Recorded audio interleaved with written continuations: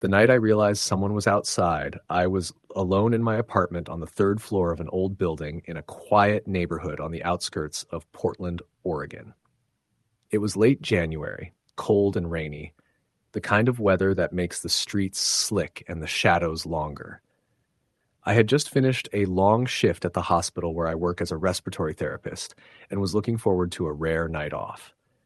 After getting home, I ordered some food, made some tea, and settled down in my living room to binge watch a new show. The apartment was small but cozy, with large windows that overlooked a narrow alleyway between our building and the one next door. I didn't hear the first noise. It was too faint, almost imperceptible over the rain tapping on the window and the low hum of the heater. But at about an hour into my show, I paused it because I heard a soft scraping sound outside my window. It was so subtle that I thought maybe it was the wind moving a branch or something falling. I got up to look. Pulling back the curtain just enough to peek, I scanned the alley below. It was wet and slick from the rain, the dim streetlight casting a sickly yellow glow, but I saw nothing. No people, no movement, no shadows. I shrugged and went back to the couch. The scrape came again, this time louder and more deliberate. I got up again, heart beating a little faster. I grabbed my phone and switched on the flashlight, aiming it down the alley. I half expected to see a stray cat or raccoon, but there was nothing there. No footprints in the muddy ground, no trash cans knocked over, no sign of any animal or person. I locked the window, though it was already latched, and went back inside. I tried to shake off the feeling of unease, but failed. It was one of those moments where you can't quite put your finger on why you feel scared, but you do. I poured some more tea, sat down again, and tried to focus on the show. An hour later, the scraping returned. It was at the window again, but this time accompanied by a soft tapping. 3 quick taps in succession. Tap, tap, tap. I froze. My breathing stopped for a moment. I was too scared to even move, but I knew I had to check. Carefully, I got up and slowly approached the window. My hand trembled as I pulled back the curtain and shone my phone's flashlight outside. There, crouched just beneath the window ledge, was a man. He was drenched from the rain, wearing a dark hoodie pulled low over his face. His eyes glinted in the light, and I caught a glimpse of his thin, pale face. He was looking right up at me. The tapping wasn't random. It was deliberate, like he wanted my attention. My heart was pounding so hard it felt like it might burst. I stepped back from the window, slammed the curtain closed, and locked the window again. I backed away, tripping slightly on the rug. For a moment, I considered calling the police, but I was terrified of what might happen if I did. What if he was still outside? What if he had a weapon? Instead, I called my best friend, Jessie. I whispered the whole story to her, and she told me to call 911.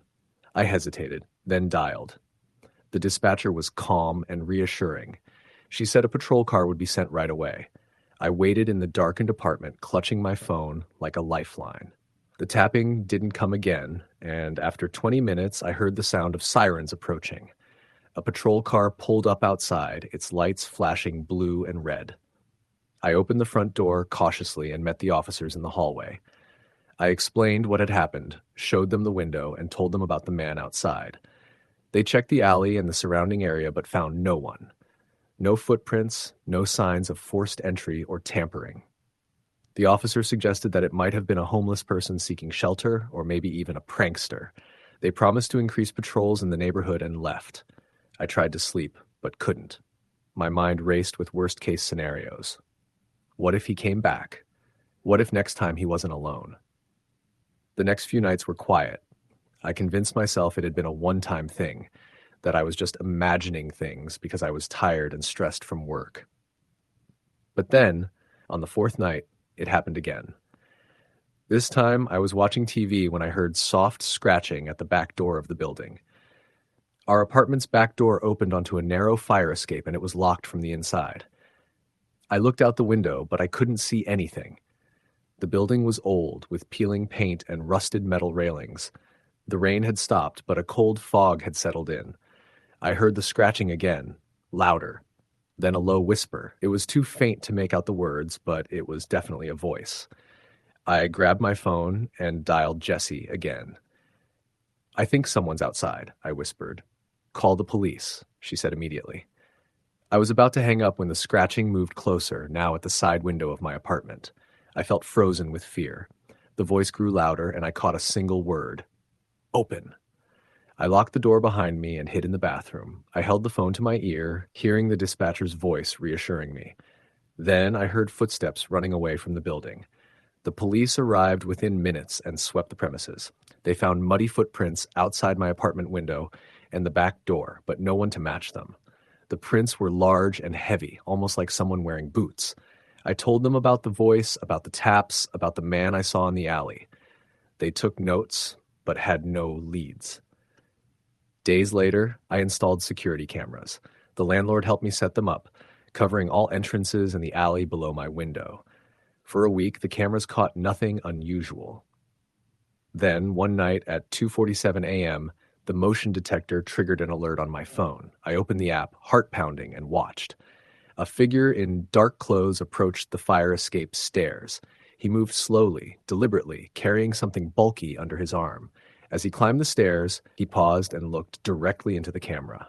I saw his face clearly, pale, gaunt, eyes sunken and cold. He smiled, a thin, cruel smile before disappearing from the camera's view. I called the police immediately. When the officers arrived, they found the object he had dropped on the fire escape landing, a small, bloodied knife wrapped in a torn piece of fabric. I stayed with Jesse that night. The police increased patrols and assigned an officer to keep an eye on the building for the next few days. But the tapping continued. 3 taps on the window, 3 taps on the door. Sometimes late at night, I would hear the whispering again. And once, just once, I saw a shadowy figure reflected in my bathroom mirror, standing behind me. But when I spun around, no one was there. Eventually, the landlord had to install new locks and reinforced window bars. The building was old, but security had to be tightened. Months went by with no new incidents, and I began to feel safe again. Until one night when I got home from work and found my apartment door ajar. Inside, nothing seemed disturbed except the table. On it lay a Polaroid photo. It was of me, taken from outside my bedroom window. I was asleep, curled up under my blankets, completely unaware. I never saw the person who took the photo. No prints were found on the windows or door. The police never caught him, but every night when I'm alone, I can still hear the tapping, and sometimes when I glance out the window, I swear I see someone standing just beyond the glow of the streetlight, watching. Story the end. The night I realized someone was outside my house, watching me, is the night everything I thought was safe unraveled. I live alone in a small town in Northern California. The house is an old, creaky thing that came with the job when I moved here for work. It's on a quiet street, lined with tall fir trees and thick brush. My neighbors are a few houses away, so it's not crowded, but definitely not isolated. Still, I felt safe most nights. This all started on a late fall evening when I was about to go to bed. I work second shift at a local hospital, so my nights are usually quiet once I get home. I remember it was around 1:30 a.m., the kind of late where you're just starting to wind down after the day. I had the TV on low volume and was scrolling through my phone. Then I heard it. Soft footsteps on the gravel path leading up to my porch. I froze. The sound was so faint I wasn't sure if it was real or my mind playing tricks. The porch light was off, but the street light cast a pale glow over the yard. The sound came again, slow, deliberate steps. Someone was walking right outside my front door. My heart raced. I grabbed my phone and quietly walked to the window that overlooked the porch. Peering through the blinds, I saw nothing but shadows. Then the front door handle jiggled. I stepped back, trying to stay calm. The door was locked. I checked it before sitting down earlier.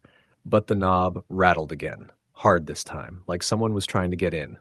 I dialed 911 with trembling fingers. The operator kept me calm, telling me officers were on their way, but I could still hear the door handle rattling in my ears. Suddenly, the rattling stopped. Silence. I waited, holding my breath. Then, a low voice whispered my name from the darkness. I don't know how long I stood frozen before the sound of running feet faded into the night. The police arrived minutes later. They searched around, found footprints leading into the woods behind my house, but nothing else. No sign of forced entry, no weapon, no one hiding. They told me to stay with a friend for the night. I did. The next day, I installed security cameras and an alarm system. I felt a bit safer, but the feeling of being watched didn't leave me. For weeks, I reviewed footage regularly. Sometimes, late at night, the cameras would pick up a figure lurking just beyond the yard's edge, always just out of clear sight, disappearing when the lights kicked on. One night, the alarm went off. I rushed home from my friends. The back door was unlocked. I never leave it unlocked. Inside, the place was untouched, but chillingly quiet. I found muddy footprints leading from the door to my bedroom window. And there, pressed against the glass, was a message written in dirt. I see you. The police took it seriously after that. They increased patrols, offered to stay at my place for a while. I slept with the lights on, doors locked, every noise amplified by my terror. Then came the night I heard breathing outside my bedroom window. Heavy, ragged breaths. I held my breath and peered through the blinds. A pale face stared back at me, eyes wide, unblinking. I slammed the window shut, heart pounding. Called 911 again. They arrived too late. No one was there. But the footprints were. Always barefoot, large, dragging slowly like the person was tired. Weeks turned into months. The visits grew more frequent. The knocks at the door, the whispers outside windows. Sometimes a shadow would glide past the porch light. One night I woke to the sound of my bedroom door creaking open. I grabbed the baseball bat I kept by the bed. The door stopped moving halfway. Then a cold breath brushed my neck. I never slept in that room again. I moved the bed to the living room, blocking the bedroom door with furniture. The harassment didn't stop. Sometimes I'd find leaves scattered in patterns on the porch, like someone marking their territory. One day, I found a journal on my doorstep. Inside, written in shaky handwriting, "I'm close. You can't hide." I took it to the police. They had no leads. The fear consumed me. I began carrying pepper spray everywhere, installed motion lights, cameras with night vision. Nothing stopped the intruder. One night, I caught him on camera again, closer than before, standing just at the edge of the porch, face illuminated by the infrared glow. He smiled. That smile wasn't human. It was wide and crooked, the eyes cold and empty. I showed the footage to the sheriff. He told me to move. I did. Sold the house and left the town behind. But sometimes late at night, I still hear footsteps outside my new place. And I know. He never really left. Story the end. It was a chilly autumn evening in late October when I first noticed something off. I had just moved into a modest two-bedroom house on the outskirts of a small town in Oregon, craving the quiet life away from the city bustle. The neighborhood was calm, almost too calm, nestled between thick woods and a winding country road. I liked it that way, peaceful, undisturbed. I worked from home as a freelance editor, and my days were usually spent immersed in manuscripts and deadlines, but my nights were mine to enjoy. I often stayed up late, reading or binge-watching shows with the occasional cup of tea to keep me company. My dog, Max, a 6-year-old golden retriever, was my only other occupant. He was mellow, protective, and usually the first to alert me if something was amiss. That night, the clock had just struck midnight. I was in the living room, curled up on the couch with a thick blanket and a book. Max lay at my feet, breathing softly. Suddenly, I heard a faint noise outside the window, a soft, deliberate tapping sound. At first, I thought it might be a branch tapping against the glass, but the rhythm was too precise. Tap, tap, tap. I paused, listening carefully. The house was otherwise silent, except for the occasional creak and the distant rustle of leaves. Max's ears perked up. He stood and moved to the window, Thies growling low in his throat. I slowly got up and peeked through the curtains. Nothing. Just the shadow of trees swaying in the moonlight. I breathed a little easier and whispered to Max to calm down. I locked the windows and went back to my book, but the uneasy feeling lingered. Over the next several nights, the tapping continued. Sometimes it was at the back door, sometimes at the kitchen window. The rhythm remained slow, almost like someone was trying to get my attention without causing a scene. I started double-checking all the locks and kept my phone close, ready to call the police if needed. But each time I looked outside, no one was there. One night, around 2 a.m., I awoke to Max barking furiously. The tapping had turned into something else, a soft scraping sound, as if nails were dragged slowly across the siding. I grabbed the flashlight from my bedside table and crept to the window. The yard was drenched in moonlight, and I saw a figure standing near the garden shed.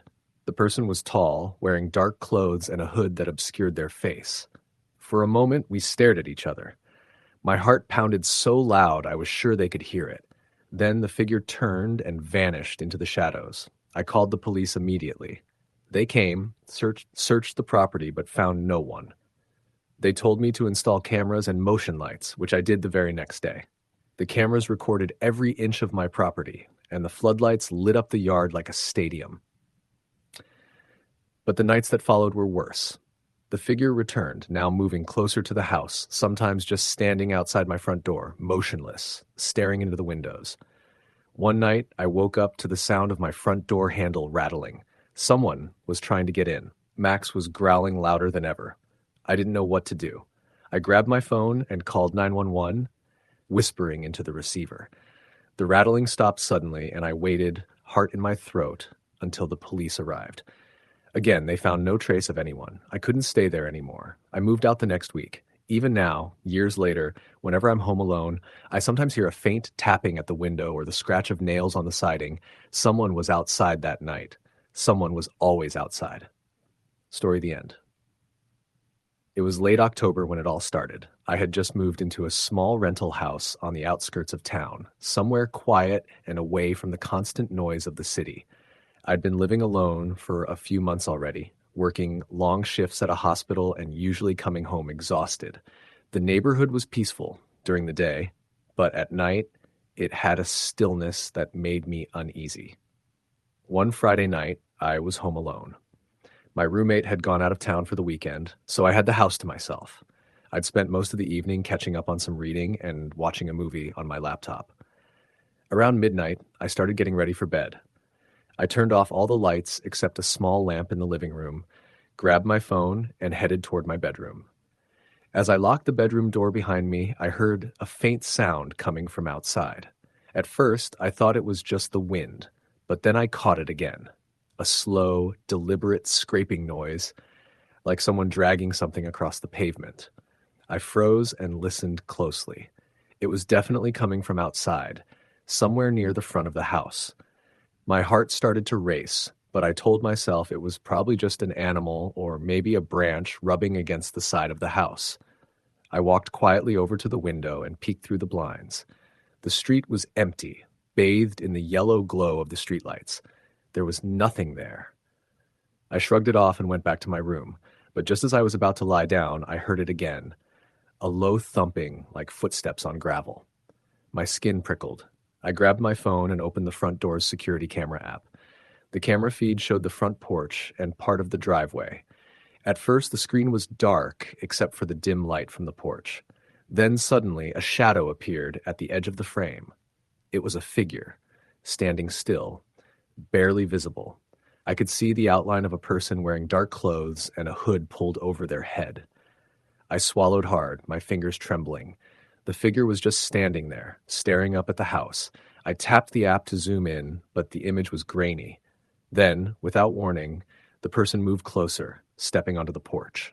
My stomach dropped. I watched as the figure reached out toward the door, as if trying to open it. I locked the door again, heart pounding, and called 911. The operator was calm and told me to stay inside and keep the doors locked while police were on their way. I kept watching the camera feed, frozen, as the figure lingered on the porch. Then, after a few minutes that felt like hours, the person turned and walked away slowly down the driveway. The police arrived shortly after. They searched the neighborhood but didn't find anyone. They said they would increase patrols and asked if I wanted to stay with a friend or at a hotel for the night. I refused, wanting to face this alone. For the next few nights, the same thing happened. Around midnight, I would hear noises outside, footsteps, scraping sounds, sometimes faint whispers. Each time, I'd check the camera and see the same shadowy figure lurking nearby, watching the house. It never tried to break in, just stood outside, staring. I installed more security lights and cameras, hoping to catch something clearer. One night, I even left the porch light on all night, but the figure still came. It was like they knew the cameras were there and didn't care. I started sleeping with the lights on, but that made me feel exposed and unable to rest. Every time I closed my eyes, I imagined that figure standing outside my window, watching me sleep. One night, I woke up to the sound of someone softly knocking on the bedroom window. It was so faint that I almost thought I was dreaming. But then it happened again. 3 quick knocks. I froze, trying to control my breathing. Slowly, I pulled back the curtain just enough to peek outside. No one was there. I opened the window cautiously and looked around. The street was empty, no sign of anyone or anything. But as I looked down, I saw muddy footprints on the windowsill, and the edge of the flower bed beneath my window was disturbed, as if someone had been crouching there. That was the moment I knew this wasn't just some random trespasser or prankster. Whoever it was had been watching me closely, knew my routines, and wasn't afraid to get close. The next day, I went to the police station to report the window incident. They told me they would increase patrols again, and that I should consider installing stronger locks or even a security system with alarms. I bought a security alarm system that day and installed it myself. I set it to trigger if anyone approached the house without disarming it first. Feeling a little safer, I tried to move on. Then, a few nights later, around 2 a.m., the alarm went off. I jolted awake, my heart hammering in my chest. I grabbed my phone and checked the camera feed. There, illuminated by the porch light that had suddenly turned on, was the figure again. This time they had something in their hand, something long and thin, a crowbar. I called 911 immediately. The figure didn't move, just stood there staring up at the house, crowbar in hand. The police arrived quickly, but when they pulled up, the person was gone. After that night, the visits stopped for a while. I started to relax again, though I never fully stopped watching the cameras or double-checking the locks. Then, about 2 weeks later, I got a strange message on my phone. It was a picture, a grainy photo taken from the security camera outside. The figure was standing right outside my front door, the crowbar still in their hand. But the photo wasn't from the security app. It was sent as a text message from an unknown number. Below the photo was a short message, "I see you." I didn't know what to do. I showed the message to the police, but they couldn't trace the number. They told me to be careful and stay alert. That night, I barely slept. I kept hearing noises outside, soft footsteps, low breathing, scratching at the windows. At one point, I heard someone whisper my name just outside the door. The next morning, I found another message on my phone. It was a voice message this time. When I played it, I could hear heavy breathing and a whisper saying, "You can't hide." I realized that whoever was outside wasn't just watching. They wanted me to know they were there, that they were close, and that I was vulnerable. I told my family and some friends, and they insisted I stay with them for a while. I reluctantly agreed. For the next few nights, I stayed at my sister's place, but the messages kept coming. Every night, a new photo or voice message, always showing the figure, always reminding me they were near. Eventually, the police caught someone, a local man with a history of stalking and violence. They found his hideout near my house and a backpack with some of my belongings inside. He confessed to watching me, to waiting for the right moment to break in. The messages, the noises outside, the knocking on the window, all deliberate, to terrify me and break my will. They arrested him and charged him with stalking and attempted burglary. I never went back to that house. But even now, years later, sometimes when I'm alone at night, I hear a faint noise outside, a scrape, a soft footstep, and I can't help but look over my shoulder. Because I know that feeling, that cold awareness that someone is outside, watching, waiting. Story the end. It started on a night that felt too still. My apartment sits on the edge of a small town, right before the forest begins. I liked it that way, quiet, removed from the city noise. The only neighbors I had were the deer, raccoons, and the occasional lost hiker. It was a studio unit above an old barn that had been converted into a guest house. There was one narrow dirt path leading up to the house, no street lamps, and the closest house was a 10-minute drive down the hill. At night, the woods swallowed sound, and the dark pressed in heavy like a thick blanket of ink. I was used to the isolation. It was why I moved there. After working in downtown Atlanta for a decade, I wanted peace. I didn't need much. My books, my laptop, some cheap wine, and the scent of pine always in the air. The night it began, it was cold enough to frost the windows. I just finished watching a documentary and was brushing my teeth when I heard the first knock. It wasn't loud, just a single tap, more like a finger than a fist, against the back window, the one that faced the forest. I turned off the faucet and stood frozen for a second. I chalked it up to a branch. The wind had picked up. Maybe it scraped a little against the glass. Happens all the time, I told myself. I shut the bathroom door and went to bed with my Kindle. But then, just as I was starting to drift off, I heard it again. Tap, tap. It was deliberate. The knocks were evenly spaced, not frantic, not forceful, just patient. I sat up in bed and listened. Nothing. I pulled the covers around me and sat still, staring at the dark window across the room. The blinds were closed, but I could see the silhouette of the tree outside swaying slightly in the wind. I got up, walked slowly toward the window, stopped with my hand just near the string of the blinds. I didn't pull it. Instead, I waited. Tap. This time it came from the other side of the room, from the sliding glass door that led out to the small deck. I turned around so fast I almost tripped. My heart was hammering now.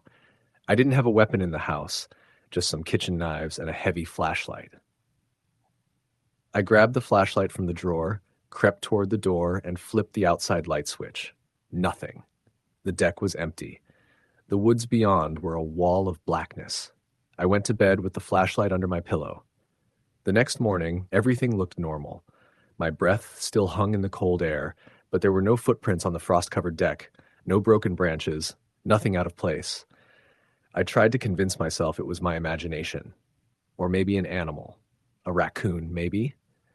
But the way those taps came, it felt wrong. That night, I made sure all the windows were locked. I pulled every blind tight. I even moved a chair in front of the sliding door, like that would somehow stop someone if they wanted in. I told myself I was being paranoid. At 2:16 a.m., my eyes snapped open. I knew immediately what woke me. Not sound, not light, something else. That feeling that you're not alone. I didn't move.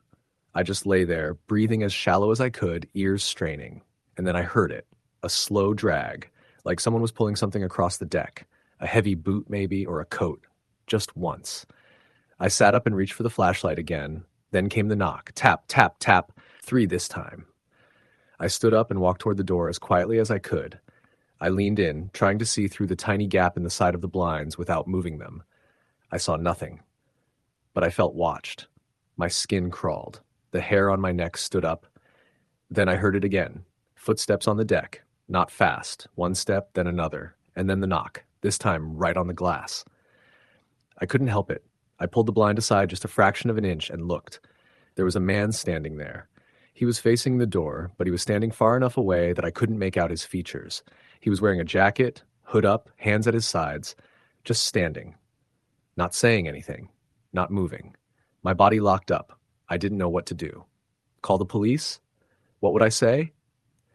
By the time they got here, he'd be gone, and I had no proof, just a shadow outside my window. I ducked down and crawled to the couch. I sat there all night, not flashlight in one hand, phone in the other, not calling, just waiting. By sunrise, he was gone. I didn't sleep the next day. I checked the door, the windows, still no footprints, even though frost covered everything again. No damage. No sign anyone had been there. That evening I made coffee, strong, black. I put a chair in every corner of the room. I didn't know what I expected to do with them. I think I just needed to feel in control. At 2 a.m., like clockwork, I heard the knock again. This time I didn't look. I sat in the middle of the floor with the flashlight off, phone on record, and just listened. There were 5 knocks, then silence. Then came a sound I'll never forget. The click of the doorknob. It was locked. I'd checked it a dozen times, but he tried it anyway. Slowly, deliberately. I heard the faint creak of the metal as it shifted, then nothing. After that, I didn't sleep for 2 days. I didn't go to work. I didn't eat. I just sat in the living room, blinds closed, door locked, phone charged, waiting. And then, on the 4th night, it changed. There were no knocks. Instead, my power went out. No storm, no wind, just total silence, and then darkness. I looked out the window. The stars were still visible. The houses down the hill had power. Just me. I lit a candle and sat on the couch, heart thudding, and then I heard it. A voice. Not loud, not shouting, just a whisper. From the other side of the wall. Let me in. My blood turned to ice. I dropped the candle. The flame died as it hit the rug. I crawled backward until my back hit the wall. Silence. Then again, closer this time. Let me in. I grabbed the phone and dialed 911. No signal, no bars, nothing. I ran to the bathroom and locked the door. I stayed there until morning. When I came out, the power was back. Phone signal too. Everything looked normal. I called the sheriff's department. They sent a deputy out. He looked around, took notes, asked a few questions, but he didn't find anything. When I told him about the voice, the knocks, the man on the deck, he nodded like he'd heard it before. But he didn't say anything. He just said, "If it happens again, don't open the door and call us." I didn't sleep that night either. At 3 a.m., I heard something I hadn't before. Movement in the attic. I don't have an attic, just a crawl space above the ceiling, barely big enough for storage. But I heard it. Slow scraping across the boards, a dragging sound. Then silence. I climbed up on the counter and pushed open the access panel in the ceiling. It was empty, but there was something new. Carved into the wood above the hatch were 3 words, "I am inside." I moved out the next day, packed only what I could fit in my car. I left the rest. I don't know who or what was outside my house those nights. I just know it's not outside anymore. Story the end. It was the fall of 2019 when this happened. I had just started my job as a junior graphic designer at a small firm outside Madison, Wisconsin. My hours weren't too demanding, but my boss let me take projects home to build my portfolio. I lived alone in a small rental house in a quiet neighborhood, one of those cul-de-sac areas where everyone keeps to themselves, and every third house has wind chimes or decorative lawn flags. I'd only been there for 3 months, and besides nodding hellos to my next-door neighbor, Mr. Halber, a retired mechanic, I didn't know anyone. The house was small, just 1 story with a basement and a tiny fenced backyard. Nothing fancy, but it was affordable and, more importantly, quiet. I liked it that way. It was my space, and I felt safe. Until one Friday night in October. I had spent most of the evening finishing up some design work at my desk by the window. The street outside was dimly lit, with just 1 lamppost on the corner. I remember it was unusually windy that night. The wind kept pushing dead leaves against the windows and whistling through the gaps in the siding. It gave everything this low, groaning sound. I didn't think much of it. I've always liked stormy weather. It was around 11:45 p.m. when I decided to take a break and grab a snack. As I walked through the living room, I noticed something odd. My front porch light was off. I always left it on, especially since I hated how dark that street got at night. I figured maybe the bulb had burned out. I walked to the front door, flipped the switch off and on again, but nothing. Still dark. I sighed and turned to head back to the kitchen. That's when I heard the knock. It wasn't loud. In fact, it was barely more than a tap. But it was unmistakable. 3 slow, deliberate knocks. Not at the door, but on the living room window. The one to the right of the front door. I froze. I had no pets, no roommates, no guests expected. I hadn't heard any footsteps on the porch, no creak of the gate, nothing. Just those 3 knocks. I turned my head slowly toward the window. The curtains were drawn and the porch light was still out, so I couldn't see anything. My heart was hammering, and for a second I told myself maybe it was just the wind or a tree branch. But I knew my windows well. There was no tree close enough to reach that pane. I crept toward the window, pulling the curtain back just an inch. I didn't even see a face, just a sliver of something pale. Not skin. It looked like cloth? Like the edge of a hoodie. But the porch was still in shadow, and I couldn't make anything out clearly. Then came another knock, this time louder. I dropped the curtain and backed away from the window. My phone was still on my desk in the other room. I rushed to grab it and called the non-emergency police line. I didn't want to sound paranoid, but I explained that someone might be on my porch. The dispatcher was calm and told me to stay on the line. She asked if I could see anyone, and I said no, that the light was out and I couldn't see who it was. She said an officer would be there in a few minutes and to keep the door locked. But while I was still on the phone, I heard something else, movement. Not footsteps, not banging, but the sound of someone walking on dead leaves, soft, shuffling. Not at the front door anymore. Around the side of the house, my blood went cold. The side gate. I had left it unlocked earlier that day after hauling in groceries. I whispered into the phone, "They're going around the back." The dispatcher told me to go into a locked room if I could, somewhere safe. I ran into my bedroom and locked the door behind me, keeping the phone clutched to my chest. I didn't turn on the light. I just stood there in the dark, waiting. Then I heard the back door handle jiggle. Once. Twice. It wasn't subtle. Someone was trying to open it. My back door was an old wooden one with a glass panel at the top. Not particularly strong.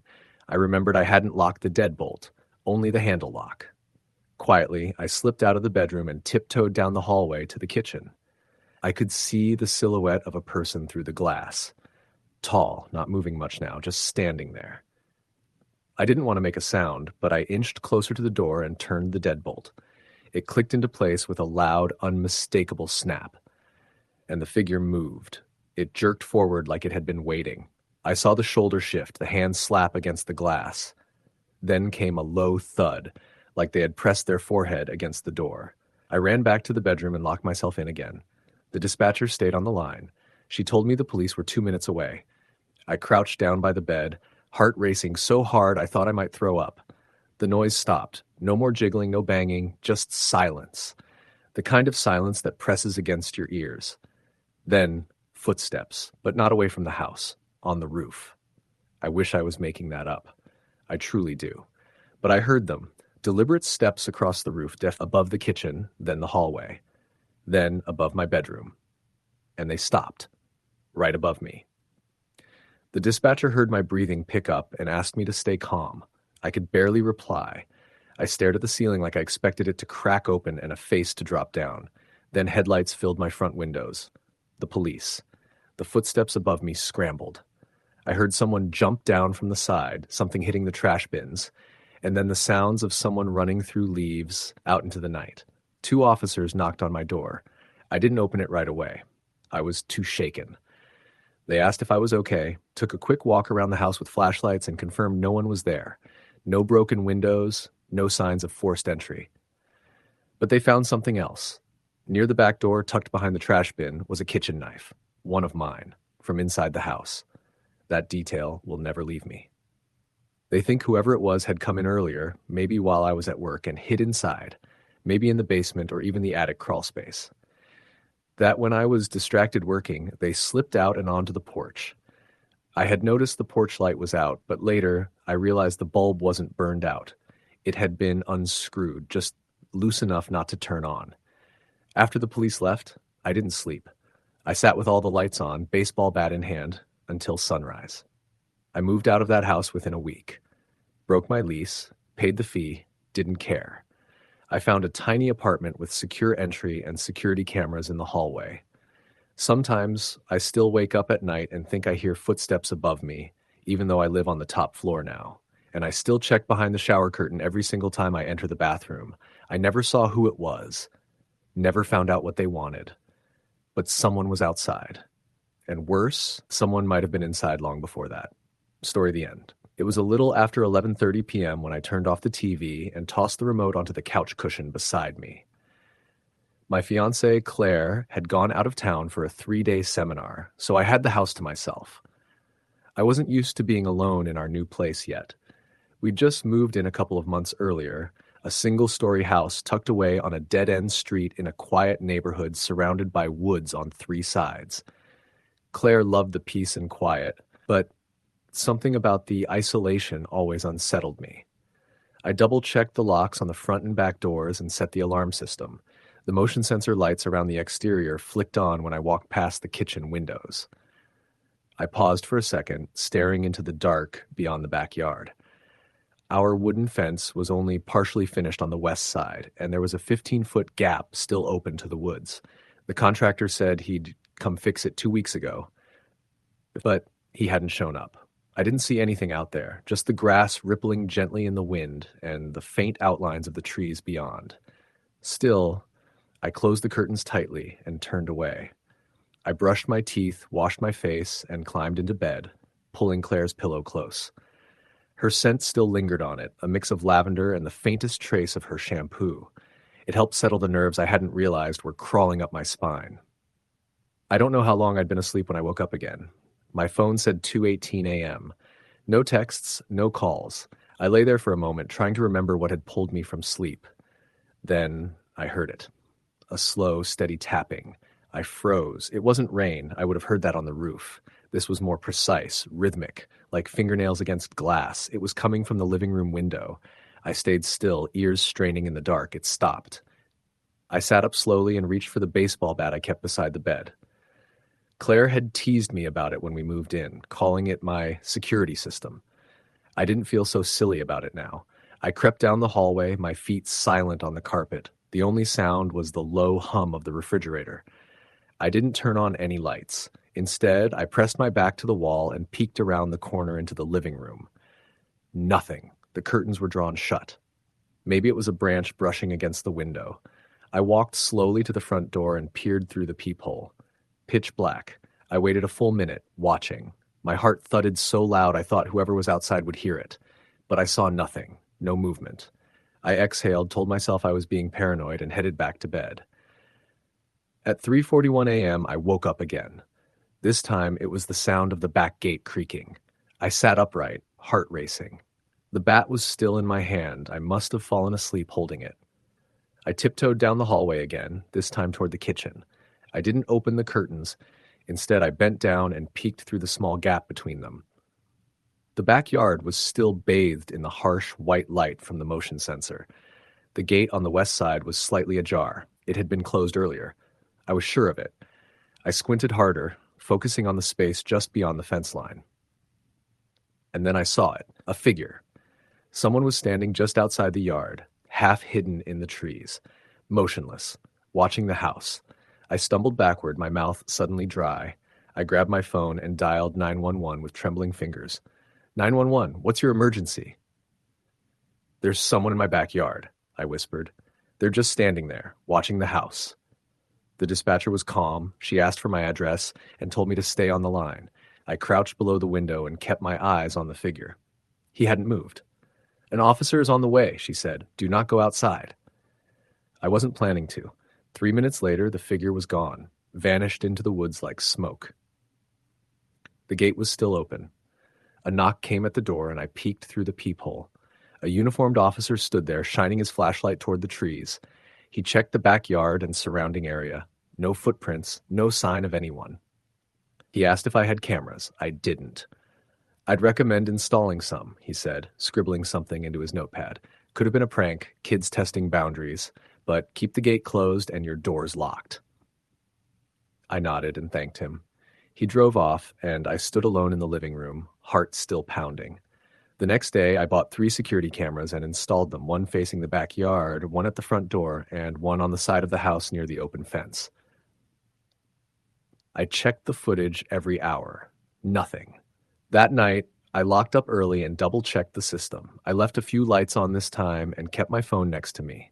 Despite everything, I eventually drifted off. At 1:53 a.m., the notification tone woke me. Motion detected, backyard camera. I opened the app immediately. The footage loaded. For a split second, I thought the camera was broken. The image was too dark. Then I realized it was because someone had covered it with a hand. Fingers splayed across the lens, skin pale and dirty. I leapt out of bed and grabbed the bat again, panic crashing over me in waves. Motion detected, side yard camera. I checked that feed. Someone was moving around the side of the house. They didn't look at the camera. They just walked by, slowly, like they were surveying. I dialed 911 again. There's someone here. They covered one of my cameras and they're walking around the house. The dispatcher recognized my address. She said units were on the way. I moved to the front of the house, watching from a side window. A shadow flitted across the porch. Not a kid, not a prankster. This was deliberate. Then something hit the front door. Not a knock. A thud. Heavy. Measured. I couldn't breathe. The knob jiggled once, twice, and then silence. When the police arrived this time, I showed them the footage. They took it seriously, said they'd canvassed the area. One of them stayed parked outside for a couple of hours, but they didn't catch anyone. Claire came back the next day, and I didn't tell her the full story. I said someone was snooping around, but police scared them off. She insisted on staying in a hotel if I didn't feel safe. I told her I was okay, but the truth was I didn't want to be alone again. A few days passed. Nothing happened. I reviewed the camera feeds religiously. I started sleeping again, just barely. Then came the package. No return address, just a small box left on the front step one morning. I brought it inside carefully and opened it with a knife. Inside was a single Polaroid photo. It was me. Sleeping, taken through the bedroom window. The timestamp on the bottom corner read 3:12 a.m. I felt bile rise in my throat. I called the police again and they took the photo. They promised to increase patrols. They dusted the packaging for prints but said it might not lead anywhere. Claire wanted to leave the house for good. She said she didn't feel safe anymore. I agreed. We made plans to stay with her parents until we could sublet the place. That night was our last in the house. We didn't sleep. We sat in the living room with the lights on, watching the camera feeds on my laptop. At 2:41 a.m., motion detected, side yard camera. I opened the live feed. He was back. The man stood near the gap in the fence, just outside the motion sensor range, holding something in his hand. It looked like a piece of cloth. Then he raised it and waved, not at the camera, at us. He knew we were watching. He dropped the cloth and disappeared into the woods. I called the cops one last time, and when they arrived, they found the cloth. It was a shirt. My shirt. One I hadn't seen in weeks. We left that morning. We never moved back. We tried to rent the place, but no one ever stayed long. A couple left after a week, saying they heard tapping at the windows. Another tenant said someone stood at the edge of the woods for a month, just watching. Eventually, the house sat vacant. It's still there. But sometimes in the middle of the night, when Claire and I are lying in bed in our new apartment, I think I hear something, a soft, rhythmic tapping, and I wonder if he ever really left, or if he just found someone else to watch. Story the end. It was early December, the air sharp and cold, the kind of weather that made your breath come out in heavy puffs and your bones ache if you stood still too long. I was house sitting for my aunt and uncle in a rural area outside Eugene, Oregon. They were off visiting my cousin in Chicago for 2 weeks, and I had agreed to stay at their place to look after the house and take care of their dog, Briscoe, an old Labrador with a lazy gait and cloudy eyes. They lived in a one-story house near the edge of a national forest. The backyard opened into a wide field that eventually sloped into dense, tall trees that were thick even in winter.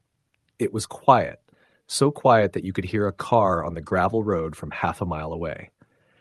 The closest neighbor was about a 10-minute walk down the road. That solitude always appealed to my aunt and uncle, but I'd never liked it much. There was a sort of stillness out there, like the land itself was holding its breath. The first few nights were uneventful. I'd take Briscoe out before bed, lock up and scroll through my phone until I dozed off. But one night, something shifted. It started small. It was around 11 p.m. I had just let Briscoe in and turned off the porch light. I was in the kitchen pouring myself a glass of water when I noticed something strange through the window above the sink. It looked like a faint smudge on the glass, like a handprint. I leaned in, wiping it with my sleeve, and saw it wasn't on the inside. It was on the outside. 5 long streaks like fingers pressed faintly into the grime of the outer pane. Briscoe stood behind me, tail stiff, ears slightly raised. He didn't bark. He was too old and gentle for that, but he stared out the window like he was waiting for something. I turned on the backyard light, one of those dim yellow floodlights, and looked out across the yard. No one, no movement. The trees stood tall and silent, swaying just slightly in the wind.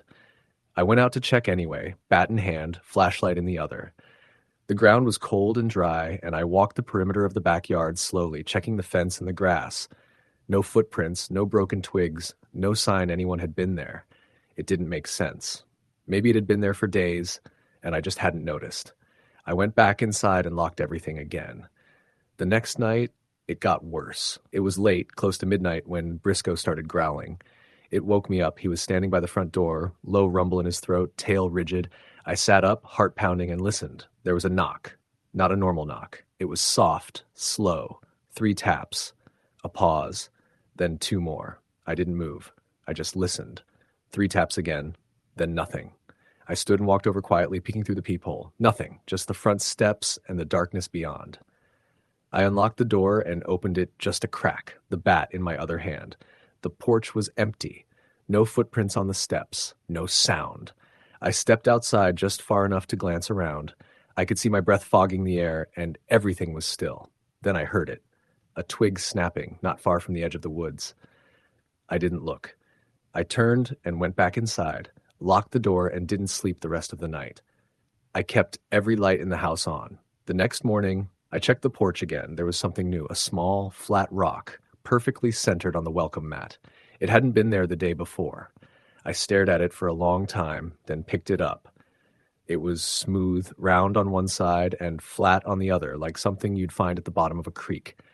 But it was dry, clean, and on the underside, someone had scratched a symbol into it, an X with a small circle above it, almost like a crude stick figure. I threw it into the woods. That afternoon, I called my uncle and asked if they had any neighbors or friends who might be checking on the house. He said no. I didn't tell him about the knocks. I just said someone might have come around. He told me to be careful, that people sometimes hiked the woods and wandered close without realizing it. That night, the knocking didn't come. I kept the curtains closed, lights on. I thought maybe it was over, until just past 2 a.m. when the power went out. Everything blinked off at once, the lights, the heater, even the old digital clock in the bedroom. The house sank into complete darkness. I got out of bed slowly, feeling my way to the flashlight in the drawer. Briscoe started growling again. Then the motion detector light in the backyard flicked on. I walked to the kitchen window, flashlight off, and slowly pulled the curtain aside. He was standing at the edge of the light. A man, tall, thin, with long arms and something covering his face. A hood, maybe.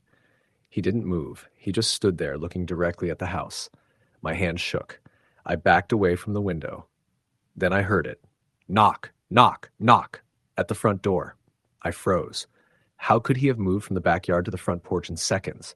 I backed into the hallway, gripping the bat. Briscoe followed behind me, tail low, eyes fixed on the front door.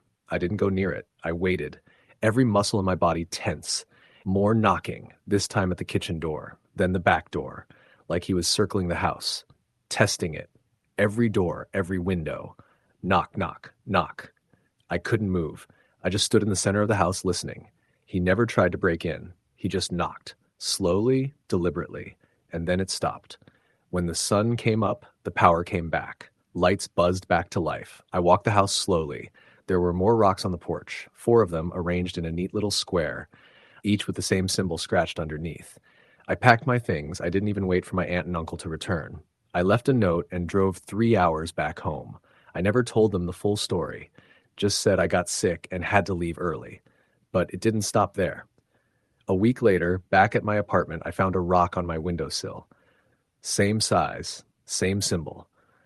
I live on the 3rd floor. I moved a month later, changed my number, deleted my social media. But sometimes, when I walk to my car at night, I feel it again, that stillness, that weight in the air, like someone's watching. And every now and then I find a rock on my porch. I never bring them inside. I never flip them over anymore. Story the end. I was renting a small 1-story home just outside of Spokane, Washington in the late fall of 2020. The world was still a mess with the pandemic, and like most people, I was working from home, trying to maintain some semblance of a routine. The house wasn't fancy, but it was comfortable enough. A 2-bedroom place tucked behind a row of pines at the edge of a cul-de-sac. Isolated, but not quite rural. I liked that about it. It felt like the kind of place where nothing bad ever happened, but it did. I'd been there about 6 months. Never had any issues. Quiet neighbors, decent landlord, and enough space between houses to feel like you had privacy without being totally cut off from help if you needed it. That changed the night I heard the first knock. It was just after 1 a.m. on a Wednesday. I'd fallen asleep on the couch while watching some Netflix show I can't even remember now. The living room was mostly dark, lit only by the flickering blue light of the TV. I woke up disoriented, groggy. Something had stirred me, a noise. Not from inside, from outside. At first, I thought maybe it was just the wind. It had been stormy all day, and the wind had picked up in the last hour or so. I rubbed my eyes and sat up. That's when I heard it again. Knock, knock, knock. 3 slow, spaced-out knocks. Not on the front door, on the window. I froze. The window was maybe 6 feet to the left of the couch. A large pane of glass with blinds that were only half drawn. The knock hadn't been hard or aggressive. It was almost gentle. But that's what made it worse. I didn't move. I just listened. Nothing followed. No footsteps, no rustling, no whisper. Just dead silence and the occasional groan of wind pushing against the trees. I leaned forward slowly and pulled one of the blinds down with a finger to peek. I wish I hadn't. There was someone standing at the edge of the porch, just off to the side of the window. I couldn't see their face clearly. The porch light wasn't on, but the shape was unmistakable. A person in a hood, standing still, facing the house. They didn't move when I looked, didn't flinch or gesture, just stood there like a statue. I dropped the blind and backed away from the window, grabbing my phone off the coffee table. I didn't turn on any lights. I called 911. While it rang, I backed down the hallway toward my bedroom. My heart was pounding, not from panic yet, but from the unnatural stillness of it all. Whoever was out there wasn't trying to break in. They were just standing there, watching. The dispatcher answered, and I gave her my name and address as quietly as I could. I explained that someone was outside my window. She asked if I knew them or if they'd made any threats. I told her no, I hadn't seen their face, but they hadn't said a word or moved. Just knocked. She stayed on the line and told me officers would be dispatched immediately. I shut the door to my bedroom and locked it, then sat on the floor in the corner farthest from the window. I still had no idea if the person was still outside. After what felt like an eternity, though it was probably only 7 or 8 minutes, I saw flashing red and blue lights splash across the wall from the front of the house. I ran to the living room and peered out through the blinds again. They were gone. The police checked the yard, the side of the house, and the area behind the garage. No one. No footprints in the mud despite the wet ground. No signs of forced entry. They told me to keep the house locked up and to call again if anything happened. One of the officers gave me his card and said they'd patrol the area for a while. I didn't sleep that night. The next few days were normal. Too normal, maybe. I didn't see anyone lurking outside. No strange sounds. I almost convinced myself that maybe I'd imagined it, that the wind or some animal had knocked something loose and my brain filled in the rest. But by the weekend, I knew it hadn't been my imagination. Saturday night, it happened again.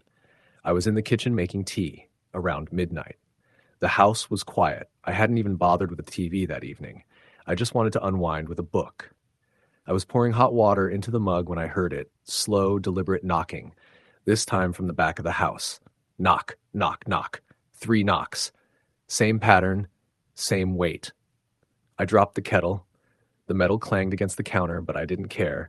I grabbed a knife from the drawer and ran to the hallway. I didn't turn on any lights, just like before. I crouched beside the hallway table, straining to hear. Silence. I crawled toward the back of the house. There's a small laundry room connected to the back door with a window next to it that looks out into the yard. I didn't go near the window, but I glanced through the tiny curtain that covered the top half. No one was there. Then I heard the side gate creak open. I had forgotten to latch it after raking leaves earlier that day. It was the softest noise, but so clear in the stillness. A long, whining creak of old hinges. I bolted into the bedroom, slammed the door shut, and locked it again. This time, I didn't call the police. I just waited, sitting in the dark, holding the knife, listening. But there was nothing after that. No more knocking, no footsteps, no sound of retreat. Whoever it was knew how to move without being heard. The next morning, I checked the yard. Muddy leaves everywhere. I followed them carefully, tracing any disturbances. There was a single muddy footprint on the concrete step below the back door. Just one. The rest had been brushed away or never left in the first place. That's when I installed security cameras. I bought 2 motion-activated ones from a local electronics store and set them up that afternoon. One in the front, above the porch, and one in the back, aimed at the door and yard. I tested them myself. They worked fine. Motion triggered, lights on, recorded video clips saved straight to the cloud. For a week, nothing happened. No visitors.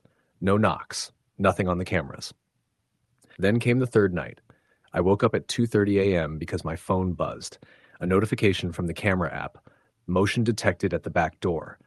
I hesitated, thumb hovering above the screen before finally tapping it open. The video loaded. The camera showed the yard, lit in cold gray infrared. The trees swayed in the wind, their shadows curling against the fence. For a few seconds, nothing moved. Then something stepped into the frame from the left. A person. Again in a hoodie. This time I could see more. The hood was soaked, heavy with rain. They moved slowly, head tilted down, their face was shadowed. What chilled me most was their posture. They weren't sneaking. They weren't cautious. They walked like they belonged there. They stopped directly in front of the camera, looked up, and stared into the lens. That was when I saw their eyes. They were open too wide, like they were forcing themselves not to blink, and they were smiling.